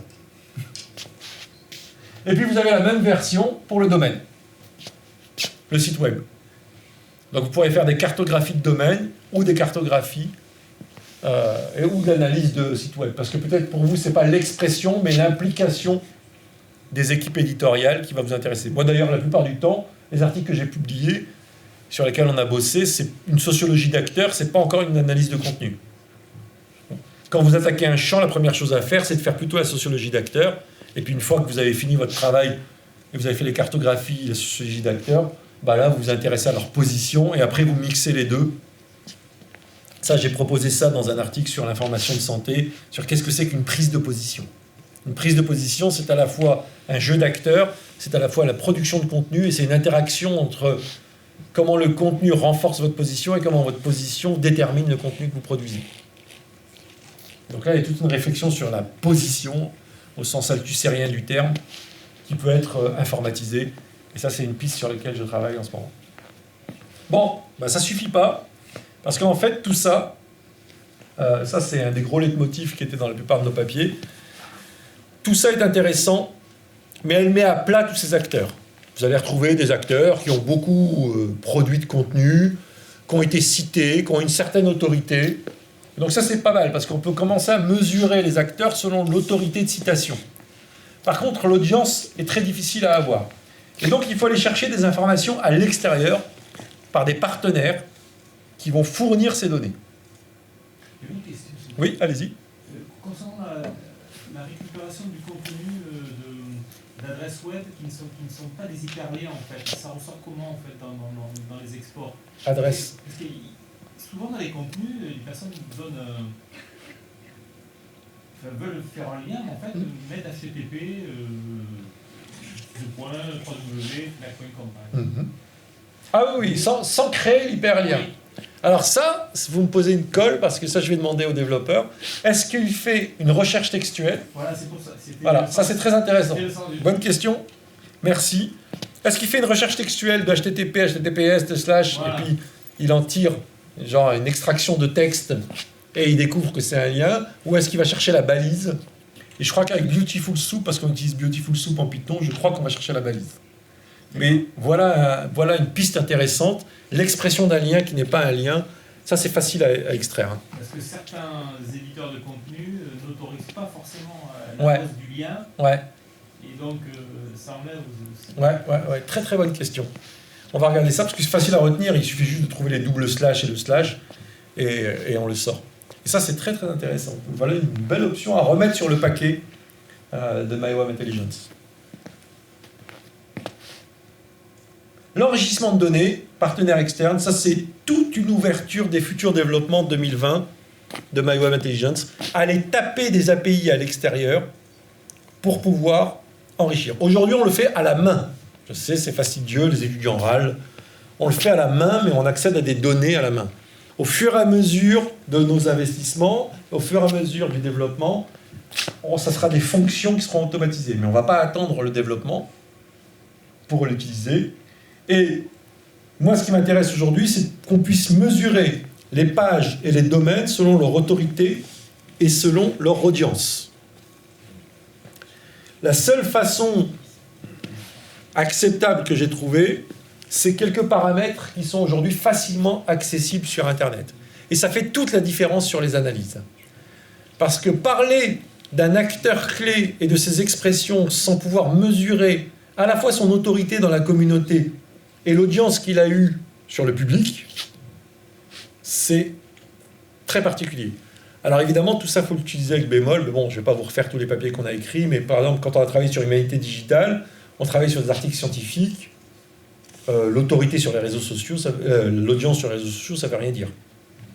Par contre, si on travaille sur les gilets jaunes, s'il y a bien un indicateur qui va être essentiel, c'est le nombre de partages sur Facebook. Parce que c'est une bataille de controverses, publique, ouverte, etc., etc. Donc là, je vous présente les indicateurs qu'on utilise aujourd'hui, mais en fait, c'est un chantier. Et c'est le chantier de la mesure d'audience et la mesure d'autorité. L'indicateur que l'on connaît assez bien, c'est l'Alexa Rank. Alexa Rank, c'est très simple. Dans tous vos navigateurs, Alexa, par des accords qu'elle a avec beaucoup de plugins, regarde les URL que vous allez visiter sur vos navigateurs. En fait, vous êtes sondé en permanence sur les URL que vous allez voir. Et Alexa récupère ces données et a une mesure d'audience grâce à son échantillon un peu hasardeux de tous les gens qui ont mis des plugins sur vos navigateurs. Et vous avez tous mis des plugins sur vos navigateurs. Et il y a de fortes chances qu'un de ces plugins ait un contrat commercial avec Alexa et donc renvoie votre historique à Alexa. Du coup, Alexa a l'audience des sites web. Il est la seule autorité aujourd'hui à avoir une certaine mesure d'audience.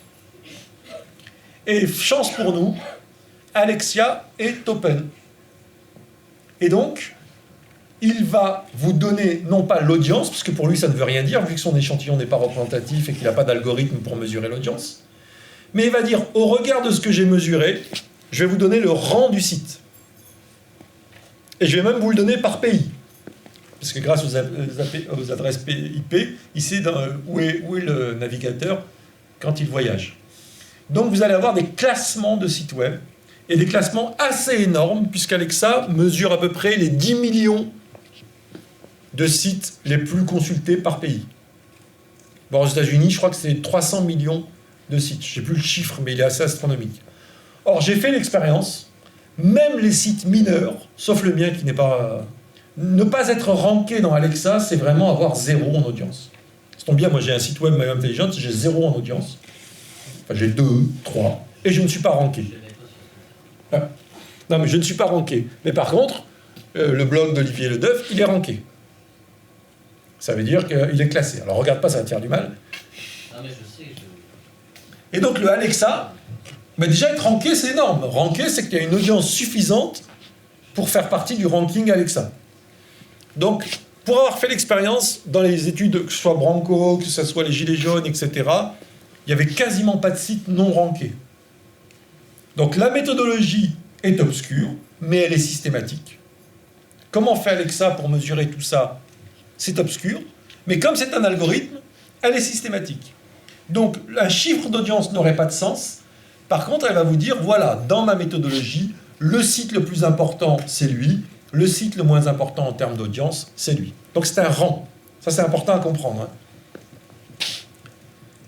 Et donc, le Figaro, par exemple, il va avoir un rang 50. 50 sur 10 millions. Par contre, des blogueurs vont être à 3 millions, 4 millions. Mais quand on est en analyse d'audience, bon, on n'en est pas à ce grain près. Quand vous travaillez sur 4006, 5006, déjà, moi, je travaille en qualitatif la plupart du temps, c'est-à-dire que je recode en grandes catégories, c'est-à-dire les plus importants, les moins importants. Et donc, le fait que tu sois 13 millionième, virgule 364, je ne rentre pas, moi, personnellement, dans ce niveau de détail. Et déjà, ça me permet de discriminer les sites entre très, très puissants, moyennement puissants. Je peux avoir 6 ou 7 catégories, et ça permet de classer les sites selon leur vrai impact potentiel. Ça, c'est une audience globale, attention. Hein. Ça ne parle pas de des pages que vous avez étudiées. Ça parle en général ce site. C'est important parce que dans le dernier papier qu'on est en train de faire avec Franck, il y a une très grosse différence entre ce que le site avait potentiellement comme audience et ce qu'il a eu réellement comme audience dans le débat qui nous concerne. C'est-à-dire que le site peut échouer sa stratégie marketing dans le sens où il peut avoir très peu communiqué au regard de son audience. Et inversement, vous pouvez avoir un blogueur qui a un rang minuscule, notamment Juan Branco, qui a un rang minuscule, son blog il est lu par personne, enfin par peu de gens, mais il s'avère que dans la controverse qu'il a menée, il a 3-4 pages qui vont avoir un succès énorme et qui vont avoir plusieurs millions de partages sur Facebook. Donc c'est très intéressant de comparer l'audience potentielle et globale de l'audience située à un moment donné. Et comment on fait pour avoir l'audience située? C'est pas possible, sauf à mesurer le nombre de fois où le site a été partagé sur Facebook. C'est très limité, mais c'est un très bon indicateur. Parce que, tout le monde a Facebook. Le partage, là encore, ça ne va pas vous donner une audience. Ça va vous permettre de ranger vos pages et vos sites web en fonction du nombre de partages qu'elles ont eu. Ça va vous donner, parce que chaque partage vaut une parcelle d'audience, ça va vous donner aussi un impact que ça a eu sur la population. Parce que, évidemment, c'est une mesure du public au sens très très large du terme, et donc c'est très partiel. Mais n'oublions pas que toute la sociologie des médias depuis un siècle travaille avec des indicateurs qui sont extrêmement partiels, et aucun n'avait cette granularité, cette finesse. Donc soyons pas honteux d'avoir un indicateur qui n'est pas absolu, scientifique, qui n'est pas une mesure. C'est un indicateur qui est rigoureux, qui est systématique, qui a plein de biais. La preuve, c'est que la différence entre étudier des chercheurs en sciences sociales, dans lequel partager sur Facebook ne veut rien dire sur leur audience, et étudier une dispute ou étudier en marketing le succès d'un produit grand public, là, en effet, l'indicateur Facebook va avoir beaucoup plus de sens. Donc on va avoir l'Alexa Rank pour avoir l'indicateur global d'audience du site. On va avoir le Facebook pour avoir non seulement l'indicateur global de la page, mais aussi on va l'agréger en faisant des sommes, en faisant des moyennes au niveau du site. Et ça, je vous montrerai dans une séance spéciale de manipulation de données, la séance prochaine, comment on agrège la somme des partages à l'échelon du domaine pour dire que ce domaine, il a eu tel impact dans le débat. Par exemple, Le Figaro a produit 4 articles sur Juan Branco. On va mesurer le nombre de fois où a été partagé cet article et on va sommer ce chiffre et on va l'attribuer au Figaro. Et donc on va voir comment le Figaro a eu un impact sur Facebook quand il a parlé de Juan Branco. Et on va le comparer à un blogueur qui lui a fait 2 posts et qui a été aussi partagé sur Facebook. Alors, comme ça, on va pouvoir faire une mesure d'impact. C'est très difficile aujourd'hui d'avoir des mesures d'impact, et cette mesure d'impact, en général, est très intéressante sur des sujets grand public. Moins intéressante dans des champs spécifiques qui ne concernent pas le grand public. C'est une des limites. Le chantier, c'est d'étudier ces impacts, d'étudier ces indicateurs, de découvrir des nouveaux indicateurs, et de faire des études pour en montrer la pertinence ou l'inutilité. Le MozRank, Moz, c'est un outil, c'est un des grands géants du web qui crawl le web en permanence. Il a une base de données de web qui est l'équivalent de celle de Google, et il a son propre indicateur d'autorité, qui est évidemment breveté, donc c'est une boîte noire, mais le gros avantage, c'est que c'est une boîte noire systématique. Donc là encore, c'est un indicateur qui permet de mesurer l'autorité globale à l'échelle globale du web. Il n'y a que Moz et Google qui peuvent aujourd'hui faire des calculs d'autorité à l'échelle globale. Comme Google ne veut plus donner le sien, il l'a fermé. On n'accède plus ni au PageRank ni à l'indicateur d'autorité de Google. Aujourd'hui, il ne reste plus que Moz. C'est intéressant parce que l'autorité, ce n'est pas l'audience. L'autorité, c'est vraiment l'arborescence des citations. On ne va pas rentrer dans les détails, on en reparlera peu dans la séance sur l'analyse des réseaux sociaux. L'autorité n'est pas l'audience, et il est très intéressant de comparer l'audience et l'autorité. Quelqu'un qui n'a pas d'autorité peut avoir énormément d'audience, quelqu'un qui a beaucoup d'autorité peut ne pas avoir d'audience. Ce sont 2 facteurs différents et qui s'expliquent différemment. Et ce qui est intéressant, c'est de faire justement un double axe entre autorité et audience, et de voir qu'est-ce qui fait qu'on est dans telle catégorie ou telle catégorie. Et de faire une typologie entre l'autorité et l'audience. Qu'est-ce qui fait autorité? Qu'est-ce qui fait succès? C'est pas du tout la même chose. Et que pensez-vous de Majestic, la base Majestic?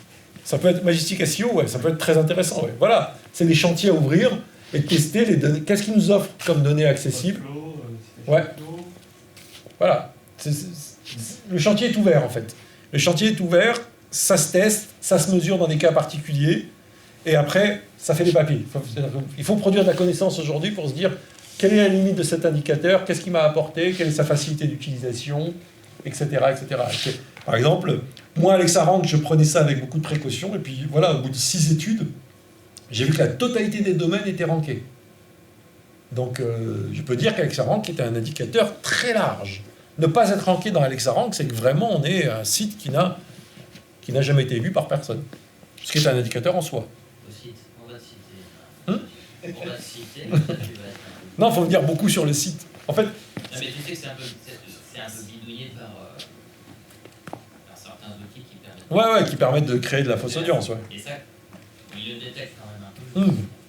Mais après, voilà, c'est quand tu travailles sur des grands corpus, ce genre de petits bruits, ils sont écrasés. Statistiquement, ils sont écrasés. Les petites arnaques sont écrasées. Là, on est bon. Et enfin, le recodage grâce à Gephi. Moi, Gephi, c'est sympa, le truc de visualisation de carto. C'est pas ça qui est intéressant, et ça, on aura une séance spéciale, c'est de rentrer dans des algorithmes qui permettent de créer des indicateurs locaux d'autorité. Parce que le MOZ va me donner l'indicateur global de ce site web, une autorité globale. Évidemment, on va faire un recodage, je ne vais pas rentrer tout de suite dans les détails, c'est-à-dire que cet indicateur, je ne vais pas le prendre tel quel, je vais le prendre relatif. Et par contre, les citations réelles de ma controverse va me donner l'autorité qu'a un site ou une page dans la controverse. Il est différent. Vous pouvez avoir Le Figaro qui a une autorité très très importante à l'échelle nationale, mais dans le débat qui me concerne sur Juan Branco, a-t-il eu une autorité quand il a produit ses contenus? C'est autre chose. Et là, ce qui est intéressant, c'est de comparer les deux. C'est-à-dire ceux qui vont échouer à s'imposer, alors que potentiellement ils avaient une énorme autorité, et ceux qui normalement ne devraient pas avoir d'autorité et qui, en l'espèce, dans cette controverse, à ce moment donné, ont réussi à se faire citer et à donner le là. Et c'est là où on va rendre vivant l'analyse sociologique du web. C'est grâce à ces indicateurs et par l'étude de ces indicateurs et de la comparaison et de faire de l'analyse multivariée pour découvrir qu'il y a plusieurs destins entre celui qui normalement aurait dû avoir beaucoup d'autorité et n'en a eu aucune, celui qui ne devait pas en avoir en a eu beaucoup, et vice-versa. Je ne vous rentre pas tous les cas et toutes les précisions. Et là, on rentre vraiment dans la vie d'une controverse grâce à ces indicateurs. Et au regard de ce qu'on a fait pour l'instant, ces indicateurs ont du sens, ils sont signifiants. C'est-à-dire que quand on essaie de comprendre ensuite, d'interpréter les indicateurs, on retrouve sociologiquement ce qui a pu faire qu'à un moment, un contenu et un site web a pu, à un moment, imposer une autorité qu'il n'aurait pas dû avoir, ou vice-versa. Voilà, j'en ai fini aujourd'hui. Est-ce qu'il y a des questions ?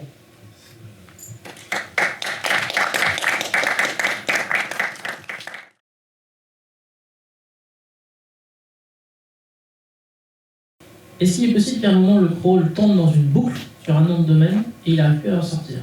Parce que moi, je l'ai vu tourner pendant un quart d'heure et à retester en boucle, en fait, systématiquement. Alors non, ce que tu as vu, c'est un truc très particulier. Je vois ce que tu veux dire. Voilà.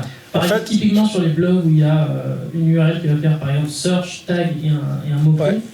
et je vois passer cette liste. Là, on 15 tombe, fois, 100 fois. on tombe dans un piège SEO, en fait. Ce que font certains sites web. Ouais.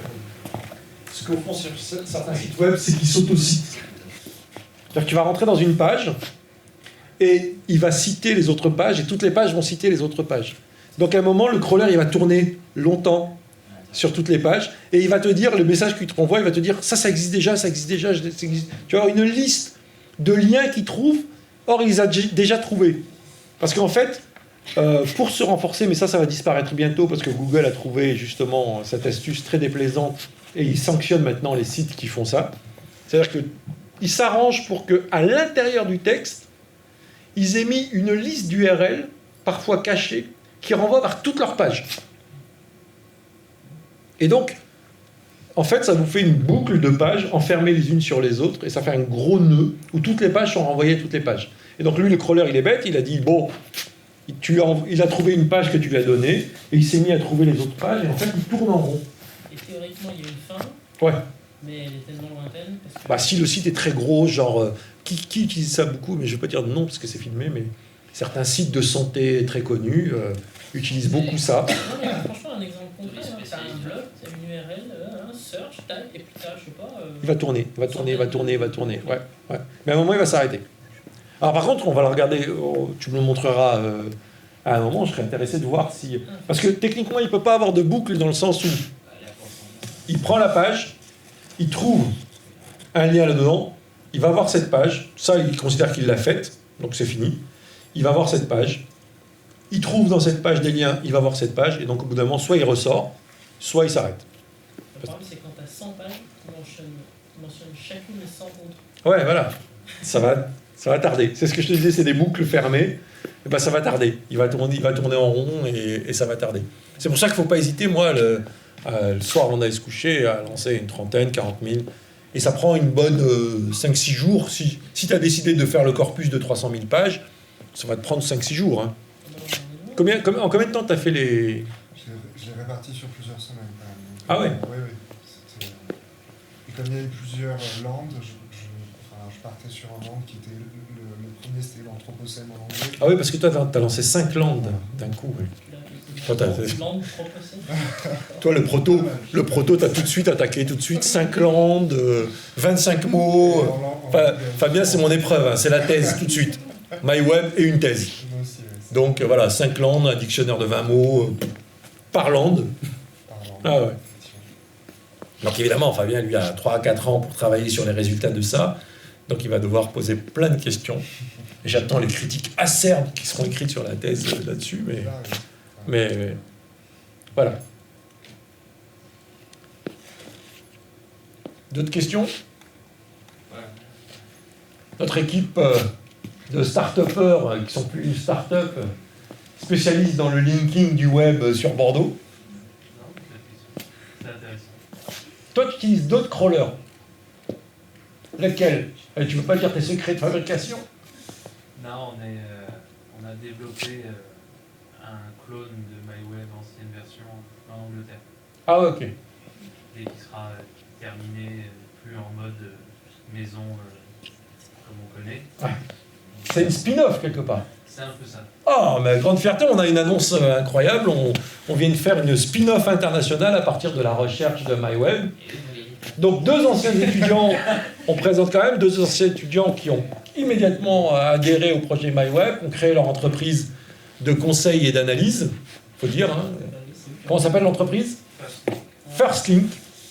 Donc c'est une entreprise de conseil qui est basée un peu sur les théories de MyWeb, parce que, et qui maintenant a même décidé carrément de faire sa spin-off, parce que je rappelle que MyWeb est en MIT, open source, gratuit, donc il est tout à fait accepté d'en prendre une copie et d'en faire un usage commercial et privé, parce que les investissements, ça nécessite des retours sur investissement. Donc voilà. Mais il y aura une partie open source, puisque je vois en bas John, qui est au premier rang, qui est un de nos étudiants à l'INSEC, et on leur fait bosser sur Hive, sur des projets open source. Donc si on peut leur faire bosser sur des projets open source qui sont des nôtres, au final, c'est pas mieux. Ouais. Et puis on espère que vous serez membre de la communauté pour apporter des conseils, des aides, une étude. Parce que il ne bossera pas pour vous tout le temps, et à un moment, grâce à tout ce qu'il aura appris de vous, nous, on fouillera son cerveau et il nous donnera des secrets de fabrication qu'il avait juré de ne pas vous donner. Et on continuera ce mode de hacker pour faire avancer le schmilblick. Et j'espère que ce que vous allez trouver là va vous aider à accélérer le processus de votre propre travail. De toute façon, toutes vos productions, on les verra, et donc on les copiera si vous ne nous avez pas aidé à les faire. Si vous êtes trop privé, trop dans le marché, si vous n'êtes pas assez californien, on va hacker leurs sources et leurs solutions. On aura bien un stagiaire qui sera passé par chez vous, qu'on enverra en espion, et qui copiera le disque dur.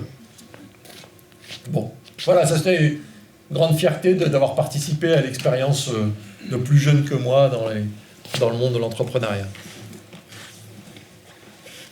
Et j'espère que certains d'entre vous deviendront très vite des consultants, justement en marketing. J'attends aussi les applications. Moi, c'est pas mon centre d'intérêt, mais je comprends que pour des masters, par exemple, qui vont rentrer dans le monde privé, master humanité digitale, data analyst, les masters d'audit aussi qu'on forme, sont des masters qui sont destinés à travailler, que ce soit dans des administrations, pour des instances politiques ou pour des entreprises privées.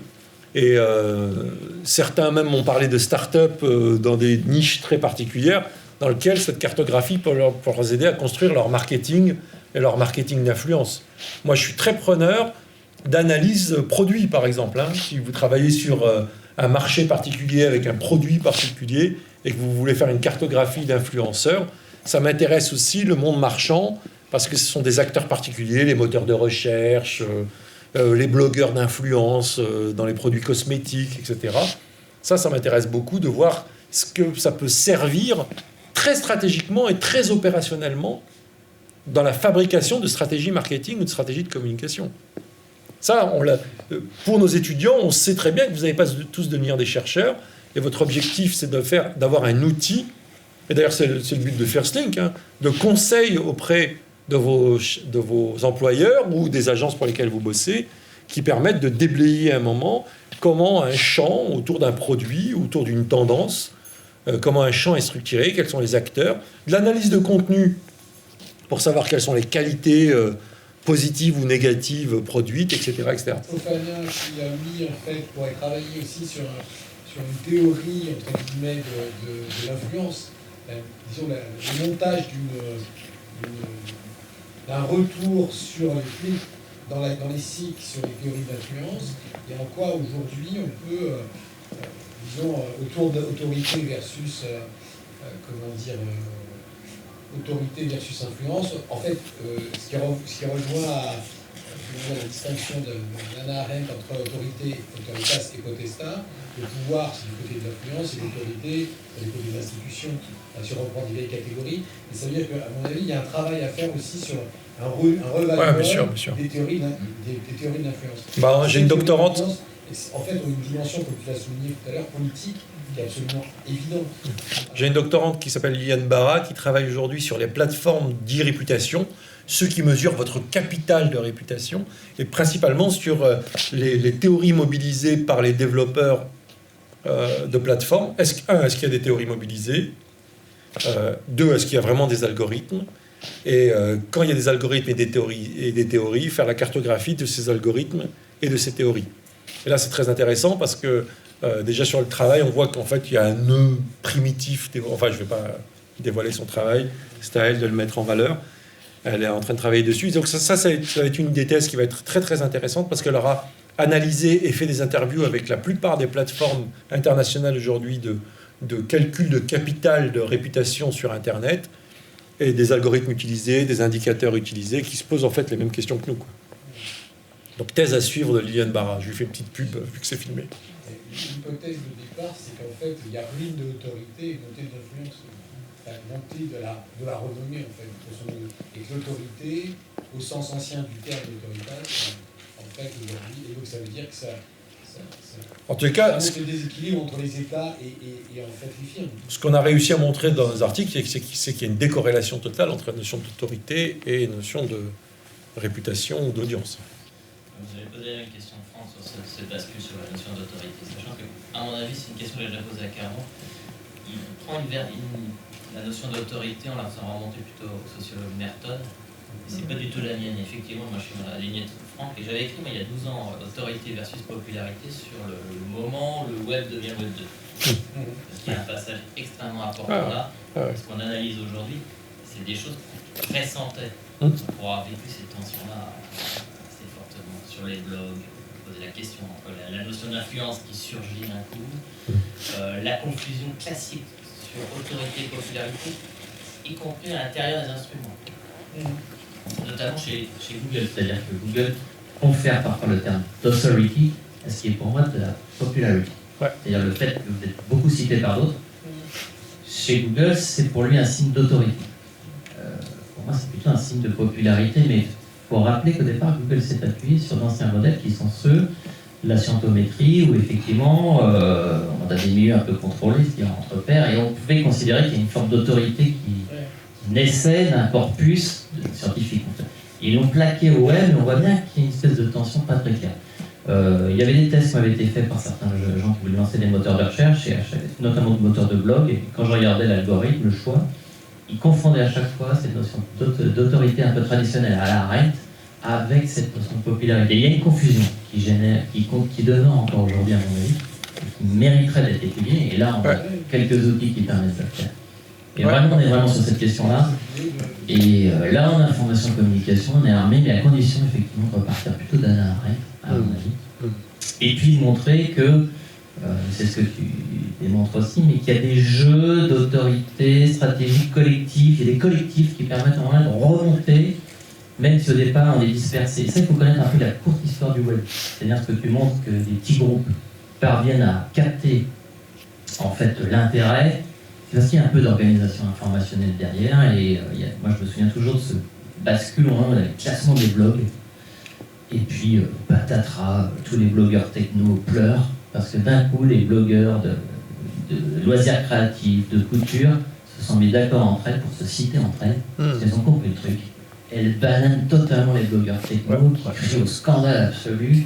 Et du coup, elles arrivent dans les premières places pour montrer que finalement, derrière, il y a des compétences. Que vraisemblablement, il y a de l'organisation derrière tout ça. Et que, à mon avis, c'est là que on voit quelque chose. Il faut vraisemblablement redescendre peut-être sur des entretiens, des choses comme ça, ou d'aller voir des sites ou des forums où on voit que ça s'organise. Vraiment, les pages Facebook montrent aussi qu'il y a de l'organisation, et c'est là qu'il faudra remettre un peu de quali dans cette étude cantine. Mais en tout cas, il y a vraiment des enjeux très forts pour mon Infocom sur ces notions d'autorité, popularité, influence. Moi, j'avais fait, c'était ça, autorité versus popularité, influence versus pertinence. Et on rajoute aussi le fait que, en fait, derrière, il y a des communautés, des existences sociales, il y a des stratégies. Dans le papier qu'on avait fait sur les humanités digitales en France, on avait montré, par exemple, que la corrélation spatiale, le fait d'être dans des labos proches, d'être dans une région donnée, à un moment donné, va augmenter votre capacité à citer les gens qui sont proches de vous, parce que, tout simplement, sûrement, c'est une interprétation, mais physiquement, vous les croisez plus souvent. Vous travaillez peut-être dans le même labo. Et donc, vous aurez une tendance, si vous faites votre bibliographie, à découvrir que, en fait, tel ou tel auteur est votre collègue de travail, et vous n'oublierez pas de le citer. Et donc, ça va donner une proximité. Il y a une opposition, par exemple, Paris, les chercheurs de Paris et les chercheurs de province, qui fait que les communautés qu'on voit sur le web de province sont séparées entre communautés parisiennes. Et ça, c'est pas écrit dans le web, c'est ensuite, il faut rajouter des variables d'études, en fait, une enquête classique, dans laquelle vous allez enrichir votre set de données et faire une corrélation entre une enquête classique et les paramètres. Ça, il faut y aller à la main. Il faut se dire, tel site, il est tenu par tel labo, qui est dans telle université, dans telle ville, et faire des corrélations pour voir, tiens, il y a une corrélation très pertinente entre la tendance à se citer et les autorités de communauté et le fait d'être dans la même région. Ou le fait de l'opposition, on avait testé l'opposition Paris-Province, elle est extrêmement pertinente. Il faudrait encoder les données, mais c'est facile avec Ouais. on a des colonnes. On prend un truc, on fait un tagging. Oui, le recodage. On va consacrer toute la séance prochaine à la manipulation et au recodage de données, à l'enrichissement de données, etc. etc. C'est la troisième, c'est une des grandes pistes à avancer.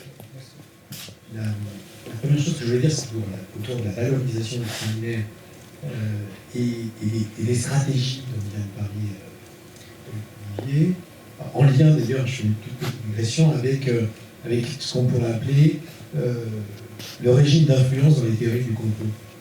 Parce qu'en fait, là, il y a vraiment, à mon avis, des stratégies au sens machiavélique du terme. C'est-à-dire, en fait, un peu ce que tu...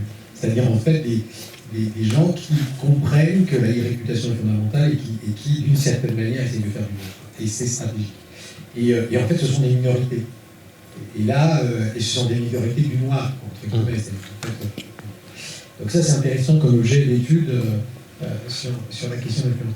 Par rapport à la valorisation, cette fois-ci, du travail, je pense que, comment dire, les pistes que ça ouvre, il faudrait les mettre à l'ordre du jour au mois de février, puisqu'on a le masterclass où, en fait, Bruno Bachimon a accepté de venir pour la première journée. Et la deuxième journée, en fait, était normalement consacrée à logiciel,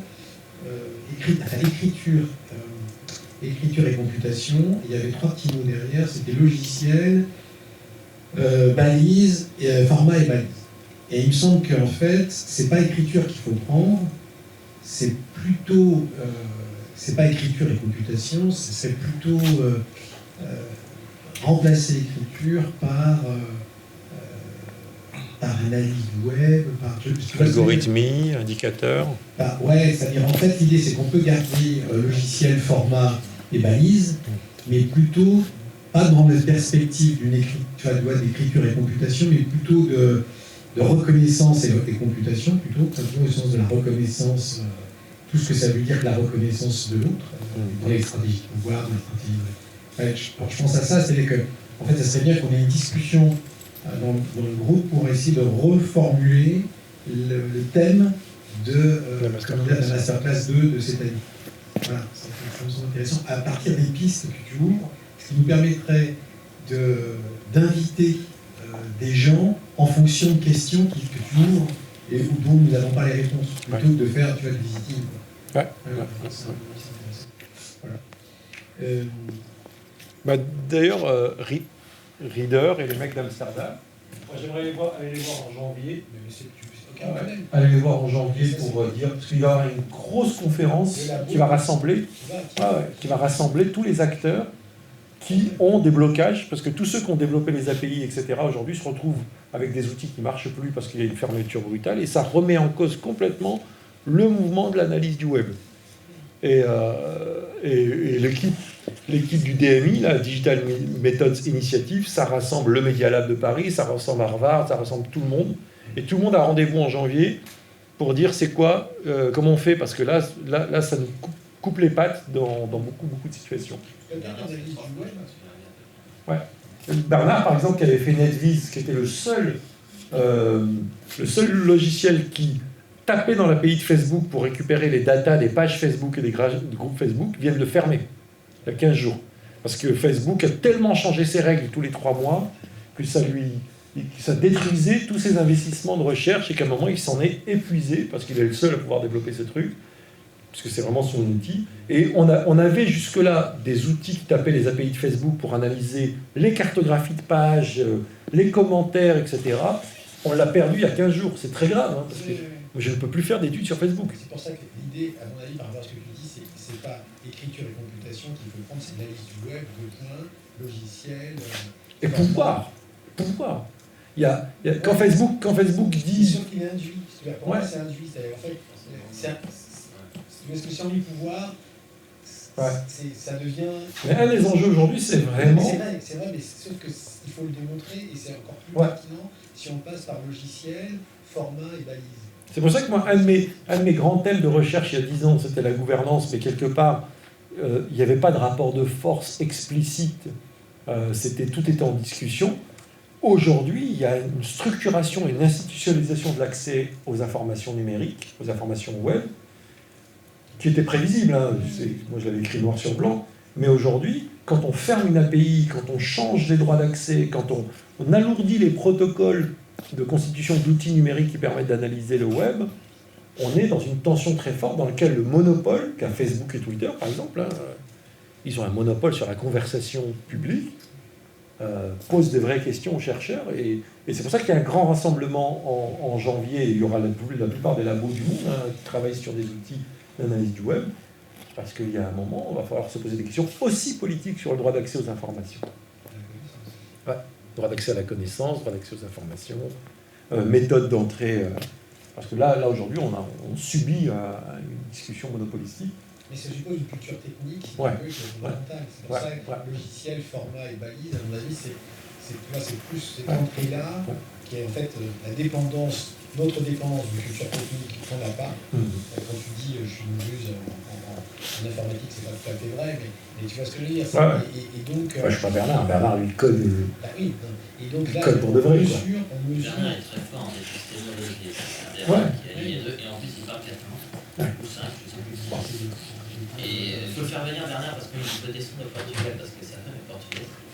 Bordeaux est sur la ligne. On peut l'inviter. Non, mais lui, à un moment, il a décidé d'à la fois, c'est un épistémologue, un chercheur en sociologie, ou il est en infocom, je crois. Il est en infocom. Un chercheur en infocom, et qui à un moment décide qu'il ne pourra pas passer l'étape sans devenir un développeur. Et il devient un développeur. Et un des premiers développeurs à attaquer les API il y a 10 ans déjà de ça. Aujourd'hui, c'est le seul à nous offrir encore un outil qui attaque YouTube. Là, il s'est épuisé sur NetViz parce qu'il allait vers d'autres horizons, et puis à un moment, tu te lasses, quoi. Ça faisait 10 ans qu'il entretenait NetViz. Mais nous, on fait quoi maintenant ? On n'a plus de quoi absorber les données Facebook. On a aussi une stratégie qui serait possible, qu'on avait envisagée, mais qu'on n'a jamais fait tourner, parce qu'on avait eu un raccord, c'est les outils, d'assaut, et en particulier NetBalance. Exalid. C'est-à-dire que disons qu'on pourrait leur demander. là Les aussi- liens avec Quant aussi, ils sont lents à répondre. Ouais, mais Quant, ça va pas. Hein. Non, mais on pourrait, dans le cadre de cette journée-là, Ouais. essayer de les faire venir aussi. C'est une question des partenariats avec les acteurs privés. Ils pourraient venir aussi. Voilà. Ah oui, fantastique. Bah, de toute façon, ils donnent des cours chez nous, vous donnez encore des cours chez nous. Non, mais ça veut dire que dans la journée d'études, préciser un peu pourquoi vous avez fait un truc avec... Pourquoi vous avez fait votre entreprise C'est des enjeux majeurs, qu'ils soient pour des acteurs privés ou des acteurs publics, Voilà, il faut d'accès à une Il ne connaissance, faut pas dissocier les deux, parce qu'à la limite, c'est... voilà, qui est une promesse, qu'elle soit privée ou publique, c'est une promesse, cet accès à la connaissance. Et aujourd'hui, elle subit des transformations et une gouvernance qui pose des questions à l'échelle internationale. Et contrôle de l'index. Qui contrôle l'index du web, qui contrôle l'index des conversations sur Twitter. Pourquoi on laisse Quant mourir, qu'il est en train de mourir, là il va fermer. Pourquoi on laisse Quant mourir quand il a fait un effort de reconstituer un index Il y extrêmement a déjà puissant? un index intéressant. Normal, quoi. Non, je suis d'accord, mais moi, ils sont quand même pas super réactifs quand on leur donne Ouais, ce genre de parce temps. qu'ils sont comme nous tous, c'est avec 2 bouts de chandelle, 3 € donnés par-ci, 3 € par mois. Bah, c'est quand même un peu plus que 2-3 euros. Ouais, mais c'est pas grand-chose. C'est pas grand-chose. Exalit derrière Thalès, là, on peut avoir des acteurs qui vont à un moment... Dans une autre logique, ils ont fait le choix de quitter, on va dire, le web dans son ensemble pour aller plutôt sur les corpus REST 1 avec leur technologie. Ouais, Ils ont dit, on ne peut pas lutter. Ouais, mais on ne peut pas lutter. Il y a bien un projet européen là-dessus. Oui, et on revient à ces fonds-là, c'est les Ouais. Il faudrait qu'on fasse un séminaire de réflexion sur le montage de cette journée. Ouais. Mais je pense que c'est analyse du web, en fait. Ouais. C'est pas écriture. Mais en réintroduisant ces questions de gouvernance, de pouvoir, de droit d'accès. Ah, si on avait Bernard, même lui, si on lui demande de... Tu connais bien, toi? Après, je le connais parce que j'ai changé avec lui depuis 10 ans, mais on s'est jamais vu. Bah, Ouais, moi non plus. Ça sera l'occasion de voir une C'est les Hollandais. Enfin, il est français, Bernard, non? Non, il est autrichien. Autrichien. Ah, c'est sérieux. Sur ce... Ouais, on est bon. Merci. Merci.